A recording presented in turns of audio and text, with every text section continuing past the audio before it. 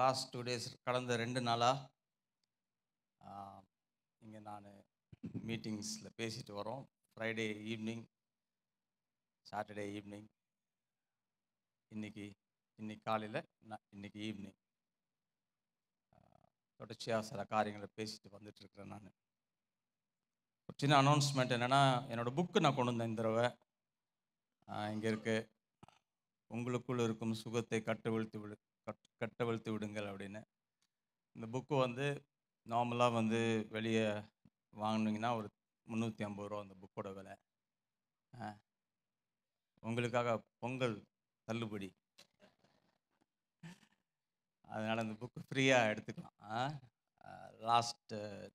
கடந்த 2 நாளாக இலவசமாக ஜனங்க எடுத்துகிட்டு போகும்படிக்கு ஆண்டவர் கிருபை கொடுத்தாரு. அதனால் அதை நாங்கள் கொடுத்துட்டு வரோம். இன்றைக்கும் சில காப்பீஸ் இருக்குது. அதனால் நீங்கள் ஆனால் சீக்கிரமாக போயிடுச்சுன்னா உங்களுக்கு கடைகள்லாம் கோவப்படாதீங்க. அதோடைய சாஃப்ட் காப்பி ஒருவேளை நீங்கள் கம்ப்யூட்டரில் இந்த சில பேர் அந்த இதில் படிப்பாங்க, இந்த அமேசான் கிண்டில்னு ஒரு சின்ன ஒரு ஐபேட் மாதிரி ஒரு இது இருக்கும், அதில் படிக்கலாம். அதுக்கு சாஃப்ட் காப்பி வந்து என்னுடைய வெப்சைட்லேருந்து டவுன்லோட் பண்ணிக்கலாம். நீங்கள் அங்கே பாருங்கள், அந்த வெப்சைட்டில் இருக்கு பாருங்கள். அந்த வெப்சைட்டில் தரனா அந்த அந்த அந்த அந்த ஏரோ போட்டிருக்காரு பார்த்தீங்களா, அதை கிளிக் பண்ணிங்கன்னா 3 ஆங்கிலம், தமிழ், அப்புறம் என்னோடய ஸ்டடி கைட், அது எல்லாமே ஃப்ரீ டு டவுன்லோட்.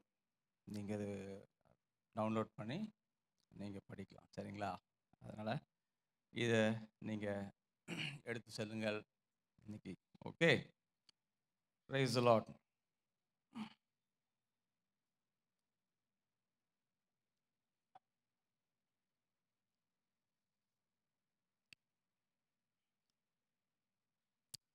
நம்ம வாழ்க்கையில் பல கஷ்டத்தில் போகிறோம், பல பாதையில் போயிட்டுருக்கோம், இல்லைங்களா? பல விதமாக போயிட்டு இருக்கும். எதுக்கு நிஜம்? நிஜம்னா என்ன? What is reality? ஆண்டவர் இதயத்தில் போட்டது அப்படியே சிலதை நான் பேசுகிறேன். எது நிஜம்? எத்தனையோ பாடுகள், கஷ்டங்கள் இருக்குது, சந்தோஷமும் சமாதானமும் இருக்குது. இதில் எது நிஜம்? பைபிளில் ஒரு நிறைய கதைகள் இருக்குது. அதில் ஒரு கதை எனக்கு ரொம்ப பிடிச்ச கதை என்னென்னா, அந்த மத்தேயு 14வது அதிகாரத்தில் உங்களுக்கு தெரிஞ்ச கதை தான், நீங்கள் அங்கே திருப்ப தேவையில்லை. அந்த இயேசு வந்து தண்ணி மேல் நடந்து வருவார். அது நான் ரொம்ப அடிக்கடி யோசித்து பார்த்து எனக்கு ஒரே தமாஷா இருக்கும் அந்த அந்த ஸ்டோரி படிக்கும்போது. யோசிச்சு பாருங்களேன், இப்போ நீங்கள் தான் அந்த போட்டில், நம்மலாம் அந்த போட்டில் இருக்கோம்னு வச்சுக்கலாம். அந்த போட்டு போயிட்டுருக்குது, சடனாக புயல், சூறாவளி, காற்று வருது, போட்டு தண்ணியில் தடுமாறுது. அப்போது உடனே போட்டு தண்ணி உள்ளே வருது, எல்லாம் எடுத்து ஊற்றுறானுங்க. ஒரே சர்ச்சையாக இருக்குது அங்கே, ஒரே ஆக்டிவிட்டியாக இருக்குது. அப்போது சூறாவளி, காற்று நிஜமா? அது என்ன சும்மா, அது என்னப்பா பொய்ன்னு சொல்ல முடியுமா? இப்போ தண்ணியை கவுத்துற போது, போட்டை கவுத்துற போது, தண்ணி ரொம்புது போட்டில், இவங்க தூங்க முடியல, ரெஸ்ட் எடுக்க முடியல. ஒரே நம்ம பாருங்கள், நம்ம லைஃப் கூட சட்டன்ஸ் அப்படி தான் இருக்குது. நல்லா தான் போயிட்டுருக்கோம், சடனாக ஒரு காற்று அடிக்கும், கொஞ்சம் தண்ணி ரொம்பும், உடனே ஒரு டாக்டர் ரிப்போர்ட் வரும், இல்லைனா பிள்ளைங்களுடைய ரிப்போர்ட் வரும், இதாக வரும். ஒரே ஒரு டென்ஷனு, ஒரே சண்டை, ஒரே இது.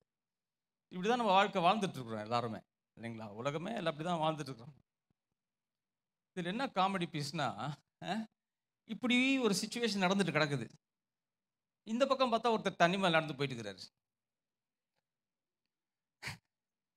யோசிச்சு பாருங்களேன், இங்கே இந்த தண்ணி வந்து இவங்களுக்கு கவுக்க போகுது, போட்டை முக்க போகுது, இவங்க சாக போகிறாங்க, உயிருக்கே போராடுறாங்க. எல்லாம் மீன்காரர்கள், இவர்கள் ஏற்கனவே தேர்னவர்கள், கடலில் தேர்னவர்கள், கடல் புதுசு கிடையாது.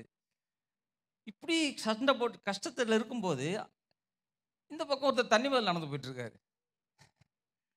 சடனாக அதை பார்த்த உடனே என்ன மைண்டில் ஓடும், என்னடா அது, நம்ம இங்கே நாயடி பேடி வாங்கி சுற்றிட்டு கிடக்குறோம், இதில் இந்த மனுஷன் அது மேலே ஜாலியாக நடந்து போயின்னு இருக்கிறாரு. இப்போ இதில் எது நிஜம்? இதில் பாருங்க, இதில் எது நிஜம்? புயல் நிஜமா, நிஜம். போட்டு நிஜமா? நிஜம். தண்ணி ரொம்புதா? நிஜம். வாழ்க்கை கஷ்டப்படுறாங்களா? நிஜம். நம்ம லைஃப்பும் அப்படிதான் இருக்குது. நம்ம லைஃப்பில் பிரச்சனை வருதா? அது நிஜமா? நிஜம்தான். அதில் மனசோர்வு வருது, அப்புறம் டிப்ரெஷன் வருது, பண தேவைகள் வருது, உடல்நல வீக்னஸ் வருது. நான் என்ன கண்டுபிடிச்சேன்னா, இதெல்லாம் வந்துட்டு தான் இருக்கும். ஆனால் தண்ணி மேலே ஒருத்தர் நின்றுக்கிறார். அது நிஜமா? அதுவும் நிஜம்தான். புரியுதுங்களா? அப்போ பேதுரு உடனே சொல்றான், நம்ம பயப்படுறாங்க. ஃபர்ஸ்ட் பயப்படாதீங்க, நான் தான் அப்படின்றார் ஆண்டவர். எதெல்லாம் நம்மளை டிஸ்டர்ப் பண்ணுதோ அதுக்கு மேல அவர் நின்னுக்கிறார்.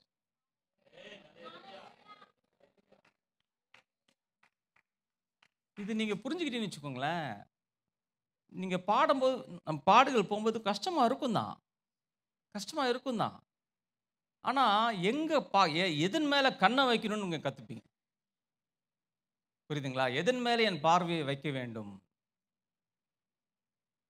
அதை நீங்க கத்துப்பீங்க. எது நிஜமா உன் வாழ்க்கையில மேனிஃபெஸ்ட் பண்ண போகுதுன்றது வந்து எதன் மேல உங்க கண்ணை வைக்கிறீங்கன்றதான். இந்த பிரச்சனை உங்களை கவுக்கு போதா, இதுல மூழ்கி நீங்க சாக போறீங்களா, இல்ல டுமிலா, இல்ல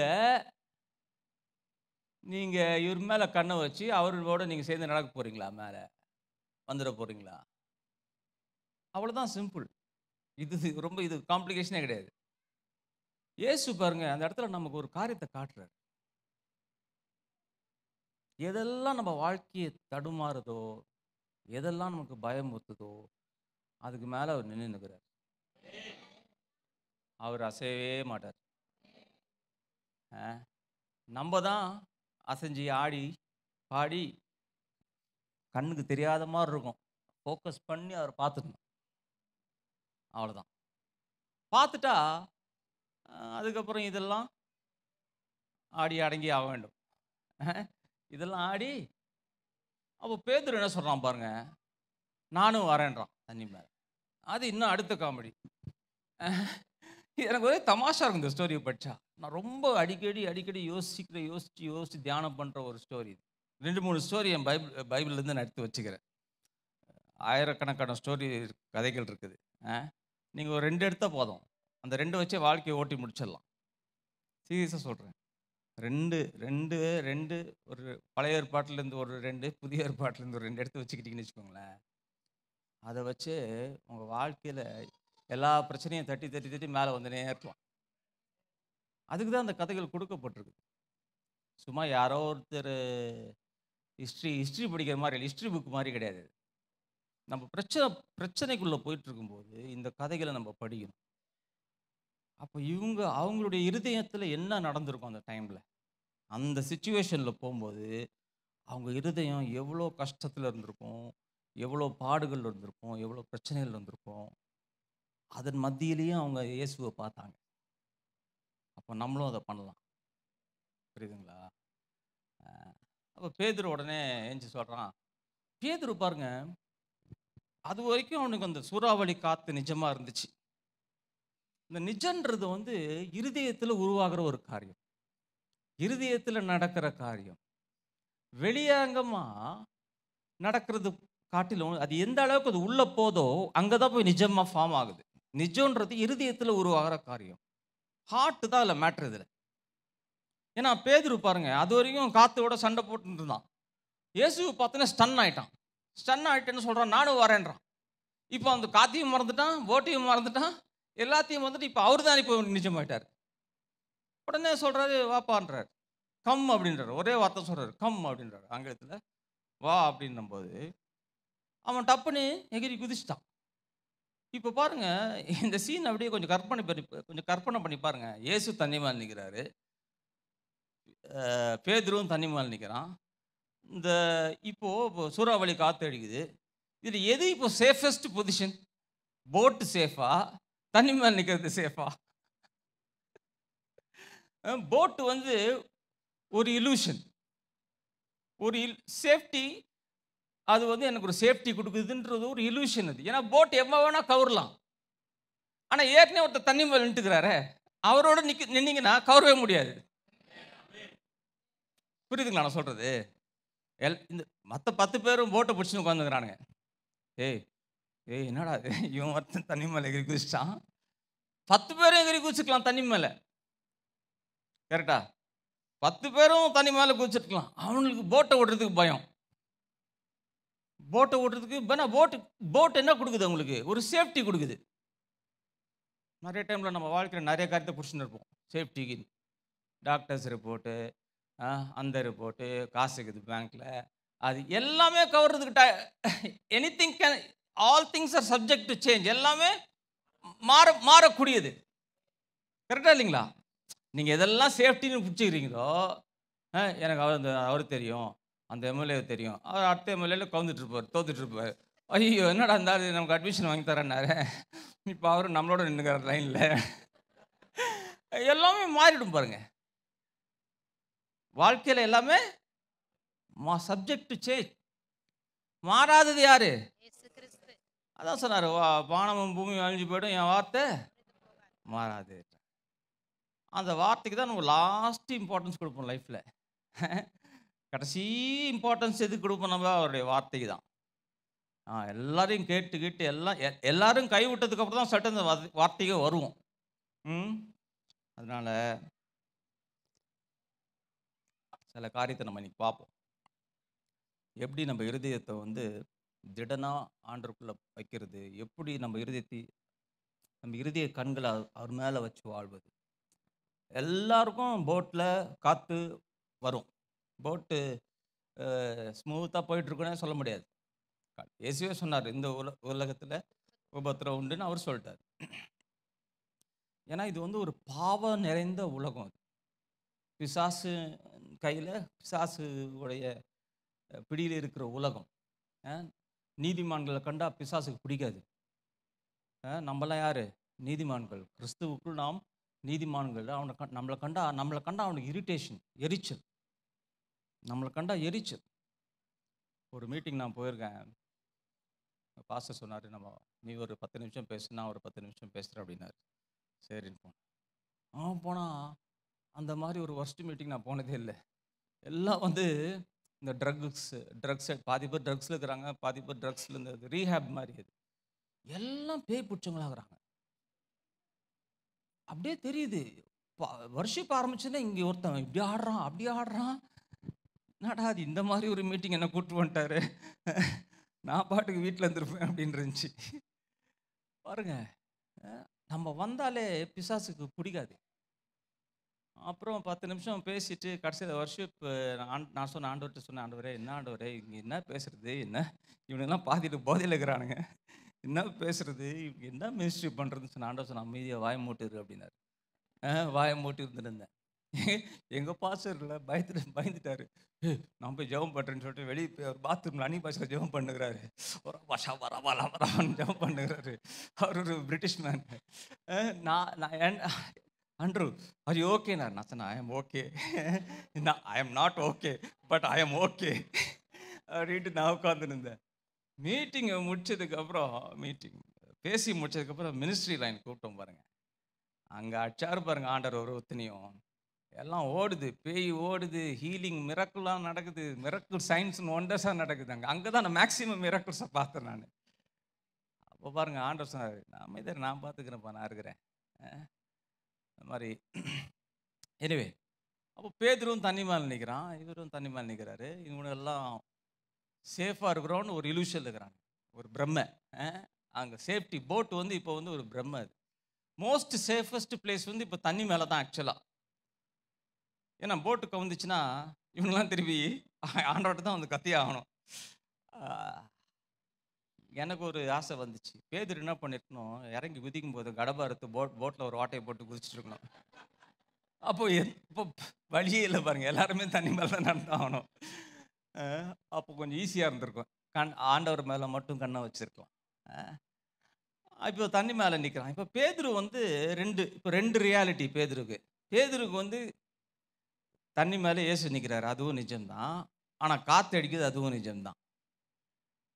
அப்போது பேதுரு ஃபஸ்ட்டு இந்த காற்று அவன் ஹார்ட்டில் இருந்துச்சு, அதனால் அதோட போராடிட்டு இருந்தான், நிஜமாக இருந்துச்சு. இப்போ இயேசு தண்ணி மேலே நிற்கிறது நிஜமானோன்னா அதை பார்த்தோன்னே ஸ்டன் ஆகிட்டான். எப்படி அவன் ஹார்ட் மாறுது பாருங்கள். இருதயம் பாருங்க எப்படி மாறுது பாருங்க. எங்கே ஃபோக்கஸ் வைக்கிறீங்களோ அதன்படியும் இருதயத்தில் நிஜம் எந்த நிஜம் உருவாகுதுன்னு உருவாகுது. அப்போது இப்போ தண்ணி மேலே நடந்து இயேசுக்கிட்ட போயிட்டு இருக்கிறான். போயிட்டு இருக்கும்போது சும்மா டக்குன்னு அவன் சூறாவளி காட்ட திருப்பி பார்க்குறான். பார்த்த உடனே பயப்படுறான். பயப்பட்ட உடனே தண்ணிக்குள்ளே மூழ்கிறான். அப்போது டக்குன்னு ஆண்டவரே என்னை காப்பாற்றுங்கன்னு கத்துனோன்னா அவர் வந்து கைப்பிடிச்சு தூக்கிக்கிறாரு. பேதுரு பார்த்து ஒரு கேள்வி கேட்குறாரு. அற்ப விசுவாசியே ஏன் ஏன் நீ சந்தேகப்பட்டன்றார். ஏன் சந்தேகப்பட்ட? அப்போ சந்தேகன்றது வந்து என்ன, எங்கேருந்து வருது? எது மேலே நீங்கள் ஃபோக்கஸ் பண்ணுறீங்களோ அது மூலமாக சந்தேகம் வரும். இயேசு மேலே ஃபோக்கஸில் வைக்கிற வரைக்கும் ஃபெய்த்தில் இருந்தான். கரெக்டுங்களா? இயேசு மேலே கண் வைக்கிற வரைக்கும் விசுவாசத்தில் இருந்தான். பிரச்சனை மேலே நடந்துட்டு இருந்தான். இப்போது ஐயோ அப்படின்னு ஒரு ரிப்போர்ட் வந்தோடனே அந்த ரிப்போர்ட்டு மேலே கண்ணை வச்ச உடனே மூழ்க ஆரம்பிக்கிறான். உள்ள சுச்சுவேஷன் அவன் ஹார்ட்டில் மாறிடுச்சு. ரியாலிட்டி உள்ள மாறிடுச்சு. ஃபஸ்ட்டு ரியாலிட்டி வந்து இந்த சூறாவளியாக இருந்துச்சு. இப்போ ரியாலிட்டி இயேசுவாச்சு. அப்புறம் திருப்பி இப்போ சூறாவளியாக மாறுது. இப்போ இருதயத்தில் என்ன நடக்குதோ அதுக்கேற்ற மாதிரி தான் வெளியே நீ நிற்க போறியா, நடக்க போறியா, தண்ணியில் மூழ்க போறியான்றது. சிம்பிளா? ரொம்ப சிம்பிள் தான் அது. உடனே இயேசு சொல்கிறாரு, ஏன்ப்பா இது பண்ண அப்படின்னு சொல்லிட்டு இது பண்ணிட்டார். அப்போ பாருங்க, ஃபெய்த் விசுவாசம் என்னது? இயேசு மேலே கண் வைக்கிறது, அதான் விசுவாசம். அவருடைய வார்த்தை, அவருடைய வாக்குத்தத்தங்கள், அவருடைய காரியங்கள் மேலே நம்ம தியானம் பண்ணும்போது விசுவாசம் வரும். ரோமர் 10 அப்படிதான் சொல்கிறார் பவுல். கேள்வியினால் வரும், கேள்வி வார்த்தையினால் வரும். விசுவாசம் கேள்வியினால் வரும், கேள்வி வார்த்தையினால் வரும்.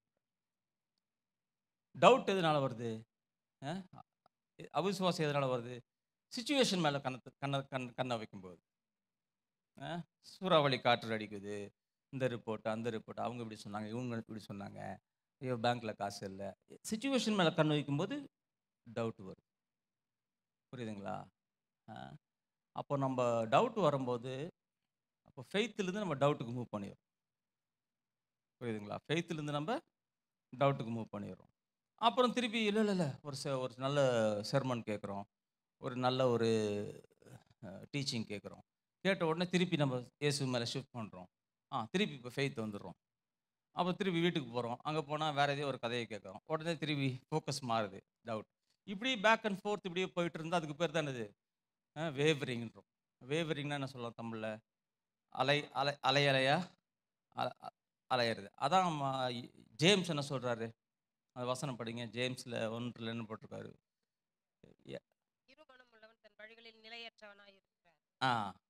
அந்த வசனத்தை படிங்க. 1:5ங்களா? ஜேம்ஸ் 1:5. 1:8. இருமனம் உள்ளவன் தன் வழிகளில் எல்லாம் நிலையற்றவனாய் இருக்கிறான். பாருங்க, இருமனம். இயேசு மேலே ஒரு மனம், அப்புறம் வந்து இப்போ ஷிஃப்ட் ஆகி சிச்சுவேஷன் மேலே மனம், திருப்பி இங்கே அங்கே, இங்கே அங்கே, இங்கே இருமனம். அவன் என்ன பண்ணமா? அவன் கர்த்தர்கிட்டருந்து எதையும் என்ன வருது? அடுத்த வசனம் 7 படிங்க. அப்படிப்பட்ட மனுஷன் தான் கர்த்தரிடத்தில் எதையாகிலும் பெறலாம் என்று நினையாது இருப்பானாக. அவன் கர்த்தரிடத்திலிருந்து எதுவுமே பெற்றுக்கொள்ள முடியாதான். கர்த்தர் அவனுக்கு எதுவுமே கொடுக்க மாட்டார்னு சொல்ல. ஹலோ, கர்த்தர் அவனுக்கு எதுவும் கொடுக்க மாட்டார்னு சொல்ல. கர்த்தர் கொடுக்குறத அவனால் பெற்றுக்கொள்ள முடியலையா? புரியுதுங்களா? அங்கே ஹீ ஷல் நாட் ரிசீவ்னு இருக்கும். ஆங்கிலத்தில் ரிசீவ்ன்ற வார்த்தை இருக்கும். அந்த ரிசீவ்ன்ற வார்த்தை வந்து கிரேக் மொழியில் படிச்சிங்கன்னா அது வந்து ஒரு பாசிவ் ரிசீவ் கிடையாது, ஆக்டிவ் ரிசீவ். அது ஆக்டிவ் பாசிவ்ன்றோம். தமிழ் எப்படி சொல்கிறதுன்னு தெரில. பாசிவ்னா எதாவது கொடுங்க ஆண்டவர் கை வச்சு நிற்கிறது. பாசிவ், ஆண்டவர் எதாவது கொடுக்க போகிறாரு, நான் ரிசீவ் பண்ண போகிறேன் அப்படின்னு. ஆக்டிவ்னா ஆண்டவர் ஏற்கனவே கொடுத்துட்டாரு, நான் அதை எடுத்துன்னு வந்துட போகிறேன். அதான் ஆக்டிவ் ரிசீவ். அவர் ஜேம்ஸ் என்ன சொல்கிறாரு? உன் ஹார்ட் இங்கேயும் இங்கேயும் இங்கேயும் இங்கேயும் சுற்றி இருந்துச்சுன்னா நீ அவர் வாக்குத்தத்தத்தை எடுத்து பிடிச்சி உன் இருதயத்தில் அதை உறுதியாக்கி உன் வாழ்க்கையில் நிஜமாக மாற்ற முடியாது அப்படின்றார். சிம்பிளுங்களா? அப்போ எப்படி நம்ம ஹார்ட்டை வந்து உறுதியாக்குறது? அப்போது அதுக்கு தான் அந்த பைபிளில் இருக்கிற கதைகள். இந்த நிறைய ஸ்டோரிஸ் இருக்குது ஓல்ட் டெஸ்டமெண்ட்டில், நியூ டெஸ்டமெண்ட்டில். அந்த ஸ்டோரிஸ் நம்ம படிக்கும்போது, நான் அந்த ஏதாவது ஒரு ஸ்டோரியை படிக்கும்போது எப்பவுமே அந்த கர்த்தர் மிரக்கல் பண்ணாரு, அவங்க ஜெபம் பண்ணாங்க, கர்த்தர் மிரக்கல் பண்ணாரு அப்படின்னு இருக்கும். நான் அப்படி பார்க்க மாட்டேன். அவங்க என்ன கஷ்டப்பட்டுருப்பாங்க, அவங்களுக்கும் அங்கலாய்ப்பு இருந்திருக்கும். நீங்கள் யோசிச்சு பாருங்களேன், சாப்பாடு இல்லை, பசிக்குது, பசிக்குன்னா மண்ணா வருது. அந்த மண்ணா வர்ற வரைக்கும் அவங்களுக்கு எவ்வளோ அங்கலாய்ப்பு இருந்திருக்கும், ஏன் அவங்க புலம்புனாங்க, அதெல்லாம் நான் உட்காந்து யோசிப்பேன். சும்மா அவங்க புலம்பல, ஏன் அவங்க திருப்பி வந்து கர்த்தரை ஆசீர்வதிக்கல, எப்போவுமே கர்த்தரை கரிச்சு கூட்டினே இருந்தாங்க, ஏன் அவங்க ஏன் இதெல்லாம் பண்ணாங்கன்னா, அவங்க இருதயத்தில் தியானம் பண்ணல. கர்த்தர் செய்த நல்ல காரியத்தை இருதயத்தில் வச்சு அவங்க இருதயத்திலே அவர்கள் வழுவி போனார்கள் அப்படின்னு இருக்கும். இருதயத்திலே வழுவி போனார்கள் அப்படின்னு இருக்கும். அது மாதிரி நம்ம இருதயத்தை வந்து we have to gather evidence. Evidence என்னதான்? எவிடன்ஸ்னா தமிழ் என்ன? சாட்சி. சாட்சி இல்லைங்களா? சாட்சி, மனசு, அத்தாட்சி. அத்தாட்சி எதுக்கு எதை நம்ம மேக்சிமமாக படிக்கிறோமோ, அத்தாட்சி வாங்குறோமோ, அதை இருதயம் நம்பிடும். புரியுதுங்களா? இருதயம் நம்ம இருதயம் எதை நம்புனா, எதுக்கு அத்தாட்சி நிறைய இருக்குதோ அதை நம்பும். புரியுதுங்களா? இப்போ நீங்கள் ஷோல்டர் வலின்னு டாக்டர்கிட்ட போனீங்க, அவர் சொல்கிறாரு இது கொஞ்சம் ஆர்த்தரைட்டிஸ் மாதிரி இருக்குன்னாரு. அப்படின்னு சொல்கிறார். உடனே ஓ சரி சரி அப்படிங்களா.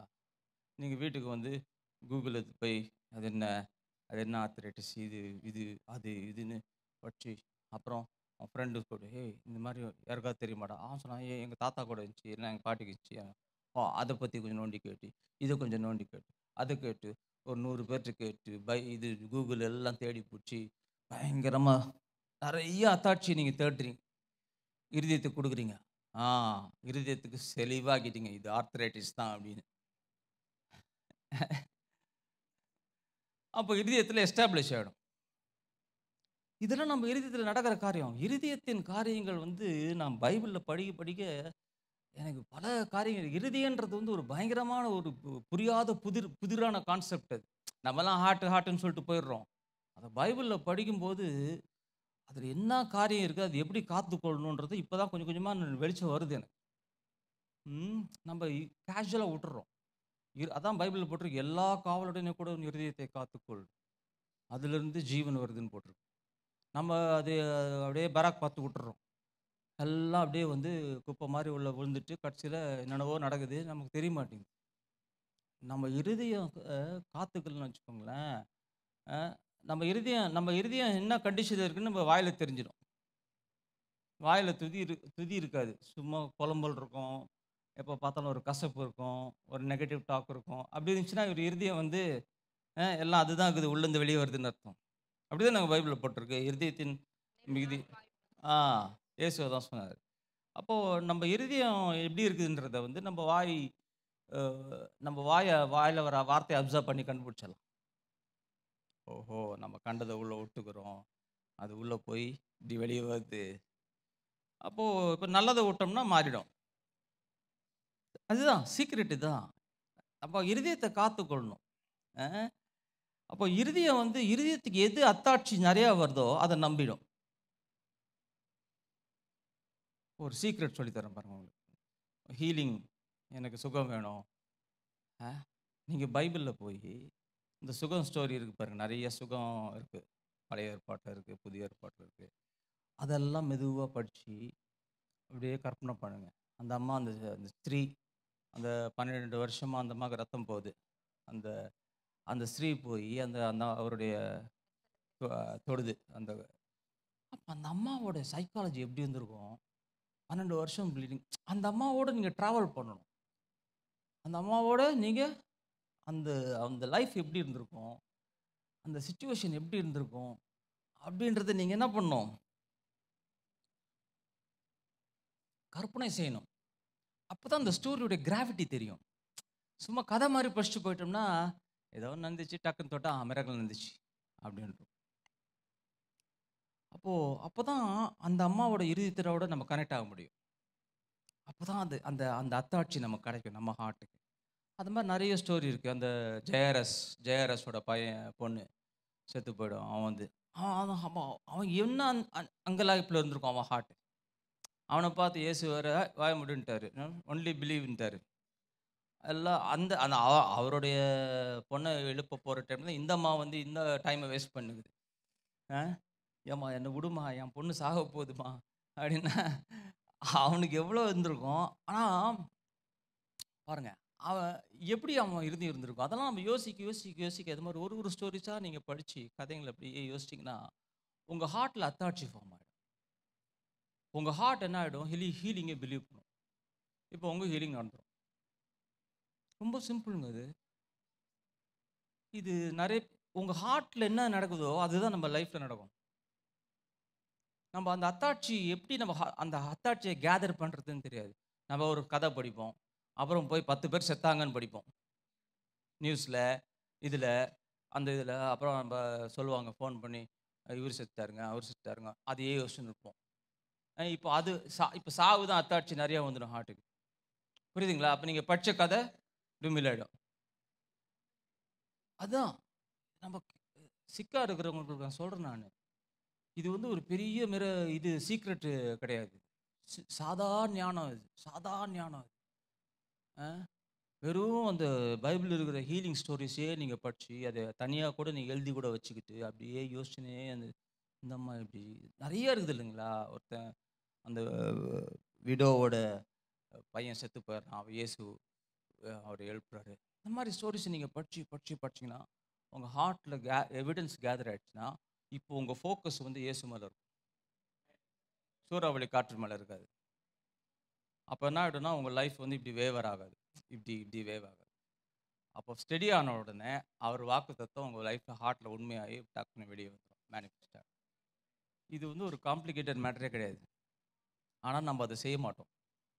நம்ம நினச்சோமோ ஏதாவது ஸ்பெஷலாக எனக்கு வந்து ஒரு ட்ரீம் வரணும், இல்லை ஒரு ஏஞ்சல் வந்து என் பெட்ரூமில் டான்ஸ் ஆடணும், இல்லைனா பாஸ்டர் வந்து எனக்கு ஏதாவது ஒரு வார்த்தை கொடுக்கணும், அப்படி இப்படிலாம் நம்ம யோசிப்போம். அதெல்லாம் கிடைச்சா நல்லது தான். ஏஞ்சல் வந்து உங்களுக்கு பேசிட்டு போனோன்னா நல்லது தான். ஆனால் அது நடக்கிற மாதிரி தெரில. அது எல்லாருக்கும் நடக்கிற மாதிரி தெரில. எனக்கு ஒன்றும் வந்து வரல. ஆனால் இதை நம்ம பிடிச்சிட்டோம்னா இது எல்லாருக்கும் செய்யலாம். பாருங்கள், இது எல்லாருமே செய்யலாம். நீங்கள் செய்தீங்கன்னா உங்கள் லைஃப்பில் ஹார்ட் வந்து ஸ்டெடி ஆகிடும். உங்கள் லைஃப் உலகம் என்ன ஐயோ வார் வருதுன்றான், இது எக்கானமி கவுருதுன்றான். இப்போ ஒரு சண்டை வந்துட்டாலே, யுத்தம் வந்துட்டாலே என்ன ஆகிடுது, வேர்ல்டு அந்த எக்கானமி அந்த ஸ்டாக் எல்லாமே கவுந்து, பெட்ரோல் விலை ஏறிடுது, அது ஏறிடுது, எல்லாமே ஏறிடுது, எலக்ட்ரிசிட்டி பில் ஏறிடுது, எல்லாம் ஏறிடுது. அப்போ நான் எப்படி பே பண்ண போகிறேன், எப்படி ஒரே கன்ஃபியூஷனாக இருக்கிறதுக்கு பதிலாக, வரி பண்ணுறதுக்கு பதிலாக மெதுவாக ஒரு சின்ன வசனத்தை எடுத்து அந்த இஸ்ரேல் பாருங்கள், அவங்க வனாந்திரத்தில் போகும்போது எத்தனையோ காட்டுமிராண்டிங்க ராஜாங்க அவங்கள கொல்ல வராங்க. ஆனால் அவங்க மத்தியில் ஆண்டவர் அழகாக எடுத்துன்னு போய் அப்போ என்னையும் எடுத்துன்னு போயிடுவார். அது அவங்க ஹார்ட் எது மேலே எவிடன்ஸ், எந்த அத்தாட்சி உங்கள் ஹார்ட்டில் நீங்கள் சேர்க்குறீங்களோ அது உங்கள் ஹார்ட்டில் நிஜமாகிடும். இதுதான் சீக்ரெட். அப்போ ஹீலிங்கிறது வந்து ஒரு ஒரு புரியாத புதிர் கிடையாது. அதை பற்றி நிறைய காரியம் எழுதி வச்சுருக்கேன். எப்படி உங்கள் கற்பனையை யூஸ் பண்ணி கர்த்தருடைய வார்த்தையோட கனெக்ட் பண்ணுறது, இமேஜினேஷன் அப்படின்னு. சரி, இதான் இன்ட்ரடக்ஷன். 11:30 இல்லை ஃபஸ்ட்டு டைம் இருக்குது, இன்னைக்கு பொறுமையாக போகலாம். ஹல்லேலூயா, ஹல்லேலூயா. ஒரு காரியம் நான் இன்னைக்கு பேசுகிறேன். கொலோசியர் 2வது அதிகாரம், 2வது அதிகாரம் போய் 10வது வசனம் படிங்களேன். 9-10 படிங்க. ஏனென்றால் தேவத்துவத்தின் பரிபூரணம் எல்லாம் சரீர பிரகாரமாக அவருக்குள் வாசமாய் இருக்கிறது. மேலும் சகல துரைத்தனங்களுக்கும் அதிகாரத்துக்கும் தலைவராய் இருக்கிற அவருக்குள் நீங்கள் பரிபூரணம் உள்ளவர்களாய் இருக்கிறீர்கள். அவருக்குள் நாம் கம்ப்ளீட்டாக இருக்கோம், பரிபூர்ணமாக இருக்கோம் அப்படின்னு சொல்கிறார். இப்போது அடுத்த வசனம், அங்கே தான் ஐ வாண்ட் டு டாக். அதுக்கு அடுத்த வசனம். அல்லாமலும் நீங்கள் கிறிஸ்துவை பற்றும் விசுவாசத்தினாலே மாம்சத்துக்குரிய பாவ சரீரத்தை கலைந்து விட்டதினால் கையால் செய்யப்படாத விருத்த சேதனத்தை அவருக்குள் பெற்றீர்கள். ம். மாம்ச திருப்பி படிங்க சிஸ்டர். மாம்ச மா அல்லாமலும் நீங்கள் கிறிஸ்துவை பற்ற விசுவாசத்தினாலே மாம்சத்துக்கு விருத்த சேதனத்தினாலே மாம்சத்துக்குரிய பாவ சரீரத்தை கலைந்து விட்டதினால் வேணாம். மாம்சக்குரிய பாவ பாவ சரீரத்தை கலைந்து விட்டதினால். யாரு கலைந்து விட்டா? நம்ம தான். எப்படி கலைந்து விட்டோம்? விசுவாசத்தினாலே அவருடைய விருத்த சேதத்தினால், கிறிஸ்துவின் விருத்த சேதத்தினால். இந்த விருத்த சேதனம்னா என்ன? இது ஒரு கான்செப்ட் இல்லைங்களா? பைபிளில் சர்க்கம்சிஷன் நிறைய வருது. பால் சர்க்கம்சிஷன் பற்றி நிறைய பேசுகிறார். சர்க்கம்சிஷன் வந்து ஆபிரகாம் ஃபஸ்ட்டு ஆபிரகாமுக்கு ஆண்டவர் எஸ்டாப்ளிஷ் பண்ணுறாரு. அவன் 99 வயசு இருக்கும்போது. இன்றைக்கி கொஞ்ச நேரம் நான் want to talk about circumcision. நிறைய டாக்டர்ஸ் இருக்கலாம், அவரோட நர்சஸ் இருக்கலாம். சிஎம்சி வேலூரில் சர்க்கம்சிஷன் பற்றி உங்களுக்கு கொஞ்சம் தெரியும். இந்த சர்க்கம்சிஷன் வந்து ஒரு மிஸ்டிக்கல் கான்செப்ட். இது ஒரு என்ன சொல்கிறது, ஒரு மிஸ்ட்ரி. சர்க்கம்சிஷன் வந்து ஒரு மிஸ்ட்ரி.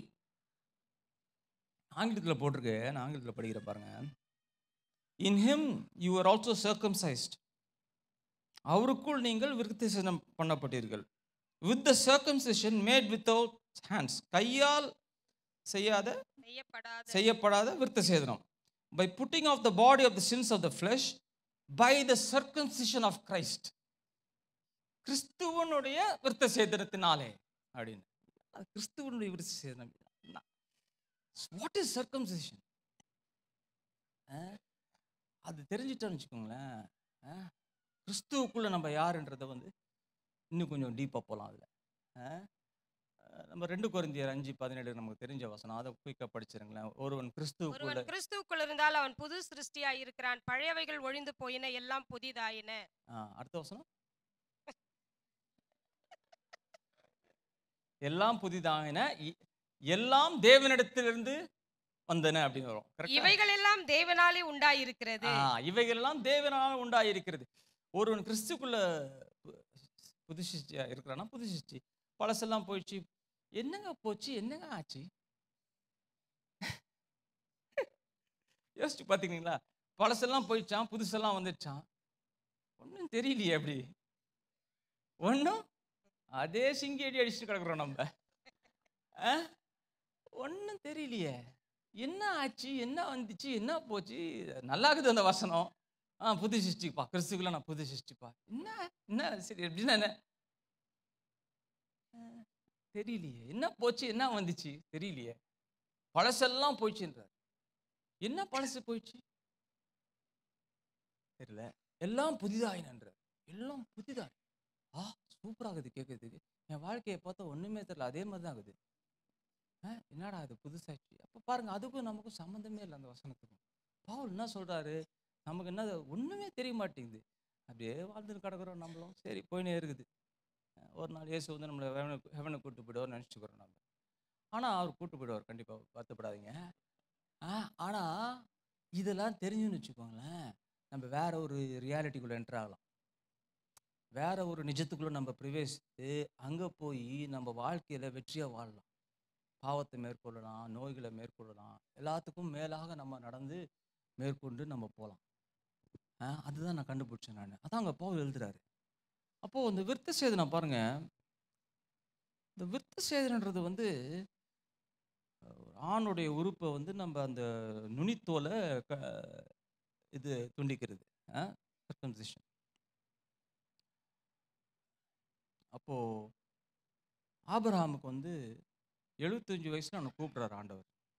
ஆனால் 99 வயசுல தான் விருத்த சேதனம் பண்ண சொல்கிறாரு. கரெக்டுங்களா? 22வது அதிகாரத்தில் சொல்கிறாரு, நீ ஆபிரகாம் என்ற பேரை வந்து ஆபிரகாமா மாற்றி இப்போ நீ விருத்த சேதனம் பண்ணு. அப்புறம் உங்கள் வீட்டில் இருக்கிற உங்கள் குடும்பத்தில் இருக்கிற எல்லா ஆண்களுடைய இதையும் நீ விருத்த சேதனம் பண்ணுற. அந்த விருத்த சேதனம்னா அந்த நுனித்தோலை எடுக்கிறது. அப்போது அது நான் மருத்துவராக வந்து நான் ஆப்ரேஷன் பண்ணியிருக்கேன். அப்புறம் அனஸ்தட்டிஸ்ட் மயக்க நிபுணராக நிறைய பேருக்கு மயக்கம் கொடுத்துருக்கேன். பேஷண்ட்ஸ் வருவாங்க அந்த அந்த ஆப்ரேஷனுக்கு வரும்போது. One of the very painful operation. ரொம்ப ரொம்ப வலி நிறைந்த ஒரு ஆப்ரேஷன். அது அந்த பேஷண்ட்டுக்கு ரொம்ப வலி இருக்கும். அதனால் வெறும் ஜென்ரல் அனஸ்தீசியா முழு அனஸ்தீசியா கொடுத்தா மட்டும் பத்தாது. லோக்கல் அனஸ்தீசியாவும் கொடுக்கணும். அவ்வளோ பெயின்ஃபுல்லாக இருக்கும் அது ஆப்ரேஷன் பண்ணும்போது அவங்களுக்கு. அந்த மாதிரி. அப்போது அந்த ஒரு ஆணுடைய உறுப்புடைய முனைய ஒரு தோல் கவர் ஆகிருக்குது. கரெக்டுங்களா? அந்த தோல் வந்து அதை இழுப்பாங்க ஃபஸ்ட்டு. அதை செய்யும்போது இந்த விருத்த சேதனம் அந்த சுன்னத் கல்யாணம் பண்ணுற மாதிரி அதை இழுத்து அதை கட் பண்ணுவாங்க. கட் பண்ண உடனே அந்த தோல் வந்து இப்போ வந்து ரிட்ராக்ட் ஆகும், பின்வாங்கிடும். பின்வாங்கி அந்த ஆணுடைய உறுப்புடைய முனையை எக்ஸ்போஸ் பண்ணும். இப்போ அந்த என்னன்னா அந்த ஆணுடைய முனையோட அந்த உறுப்புடைய முனை இருக்குல்ல, மோஸ்ட் சென்சிட்டிவ் பார்ட் இன் பாடி. அதுதான் ரொம்ப உணர்ச்சி நர்வ்ஸ் நிறைய இனர்வேஷன், ரொம்ப சென்சிட்டிவ் பார்ட். அதை வந்து அந்த தோல் வந்து கவர் பண்ணதுனால அந்த சென்சிட்டிவிட்டியை கவர் பண்ணி வச்சுருக்கும். இப்போ அதை எடுத்துட்டா, அந்த தோல் எடுத்துட்டா இந்த இந்த இது வந்து அந்த டிப் ஆஃப் த ஆர்கன் வந்து மேல் ஆர்கன் வந்து ரொம்ப சென்சிட்டிவ் ஆகிடும். ரெண்டாவது வந்து என்னென்னா, இன்னொரு காரியம் என்னென்னா, விருத்த சேதனம் பண்ணவங்கனால விருத்த சேதனம் பண்ண ரொம்ப வீக் ஆகிடுவாங்க அவங்க. ஒரு ஸ்டோரி இருக்குது, ஒரு பயங்கரமான ஒரு கோரமான ஒரு ஸ்டோரி பைபிளில் இருக்குது. ரொம்ப மோசமான ஒரு ஸ்டோரி. ஜெனிசிஸ் 34 படிங்க. ஜெனிசிஸ் 34 போங்க, முதல் 2 வசனம் படிங்களேன். லேயாள் யாக்கோப்புக்கு பெற்ற குமாரத்தியாகிய தீனாள் தேசத்து பெண்களை பார்க்க புறப்பட்டால், அவளை ஏவியனான எமோரின் குமாரனும் அத்தேசத்தின் பிரபுவுமாகிய சீகேம் என்பவன் கண்டு அவளை கொண்டு போய் அவளோடு சயனித்து அவளை தீட்டுப்படுத்தினான். அது பாருங்க, இந்த யாக்கோபோட அவனுக்கு ஒரு பொண்ணு இருந்துச்சு, டயனா. அந்த பொண்ணை இவன் போய் இது பண்ணிடுறான், ரேப் பண்ணிடுறான் ஒருத்தன். உடனே ஒரு பெரிய பிரச்சனை வருது. உடனே அந்த கெடுத்தவன் வந்து அவங்க அப்பா வந்து ஜேக்கப்ட மன்னிப்பு கேட்க வரார். ஐயோ, என் பையனுக்கு ரொம்ப பொண்ணை பிடிச்சி போச்சு, அதனால் பண்ணிட்டான், நீங்கள் என்னை மன்னிச்சிடுங்க, என் பையனுக்கு நான் கல்யாணம் பண்ணிடுறோம் அப்படின்னு சொல்லி கேட்குறான். உடனே யாக்கோபு சொல்கிறாரு, இப்படி பண்ணது தப்பு, நாங்கள் இஸ்ரேல், நாங்கள் இது மாதிரி மற்ற புறஜாதியாரோடலாம் நாங்கள் திருமணம் செய்ய மாட்டோம் அப்படின்னோடனே அப்போது சொல்கிறாரு, ஆனால் ஒரு கண்டிஷன் நீங்கள் பண்ணிங்கன்னா நம்ம இந்த கல்யாணத்தை பண்ணிடலாம் அப்படின்றாங்க. என்ன கண்டிஷனு? உங்கள் எல்லாரும் போய் விருத்த சேதனம் பண்ணணும். படிச்சிருக்கீங்களா இந்த ஸ்டோரி? எல்லாரும் போய் உங்கள் ஹோல் வில்லேஜே, உங்கள் ஹோல் கிளான், இந்த வில்லேஜே போய் எல்லாரும் விருத்த சேதனம், ஆண்கள் எல்லாம் விருத்த சேதனம் பண்ணிட்டா நாம் இப்போ இந்த கல்யாணம் பண்ணலாம் அப்படின்னு. சரி, உடனே அவ்வளோதானே பண்ணிடலான்னு சொல்லிட்டு அவங்க போய் அன்னைக்கு சதக்குன்னு ஒரே கட்டு தான் அன்னைக்கு. எல்லாரோட நுனித்தோடையும் கட் பண்ணியாச்சு. அப்புறம் போட்டிருக்கு, அது 25வது வசனம் படிங்க.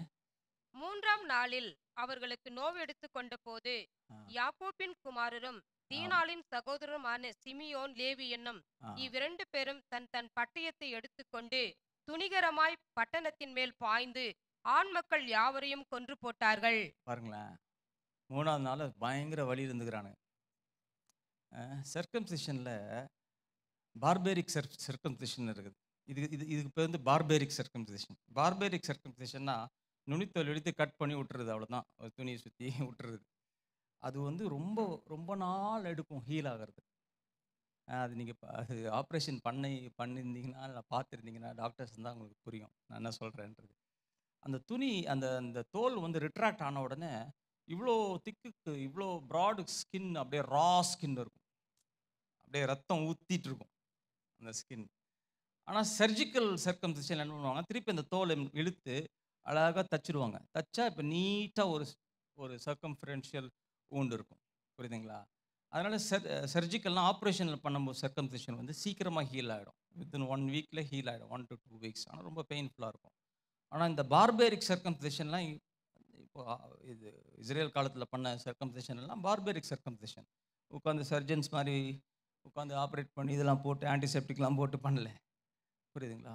அதனால் அவனுக்கு என்ன பண்ணான், பயங்கர வலி இருந்திருக்கும். ஒருத்தரும் நடக்கவே முடியல. எல்லாம் அப்படியே டென்ட்டில் ஐயோ ஆன்னு வலின்னு கத்திட்டு இருக்கும்போது இவனுக்கு ரெண்டு பேர் போய் மொத்த வில்லேஜில் இருக்கிற எல்லா ஆண்களையும் கொண்டுட்டானுங்க. கொன்னி சூறாடிட்டான். பாருங்க, சர்க்கம்சிஷன் என்ன பாயிண்ட்னா, circumcision renders you totally paralysed and weak. That is the most important point. Circumcision விருத்த சேதனம் ஒருத்தரை டோட்டலா வீக் ஆக்கிடுதான். புரியுதுங்களா? நாமும் கிறிஸ்துவுக்குள்ள சர்க்கம்சிஷன் ஆயிட்டோம்னு போட்டிருக்கு. அப்போ நம்ம அந்த இந்த இந்த இந்த மேல ஒரு உறுப்புடைய முனை வந்து is a picture of the heart. It's a picture of the இருதயம். நம்ம இருதயம் மேல ஒரு நுனித்தோல் கவர் ஆகிட்டு இருக்குது. நம்ம இருதயம் சுத்திலும் ஒரு தோல் கவர் ஆகிட்டு இருக்குது. அந்த தோல் தான் மாம்சத்தின் காரியங்கள். திருப்பி அந்த வசனம் படிங்க சிஸ்டர். கொலாசியன் 2:11.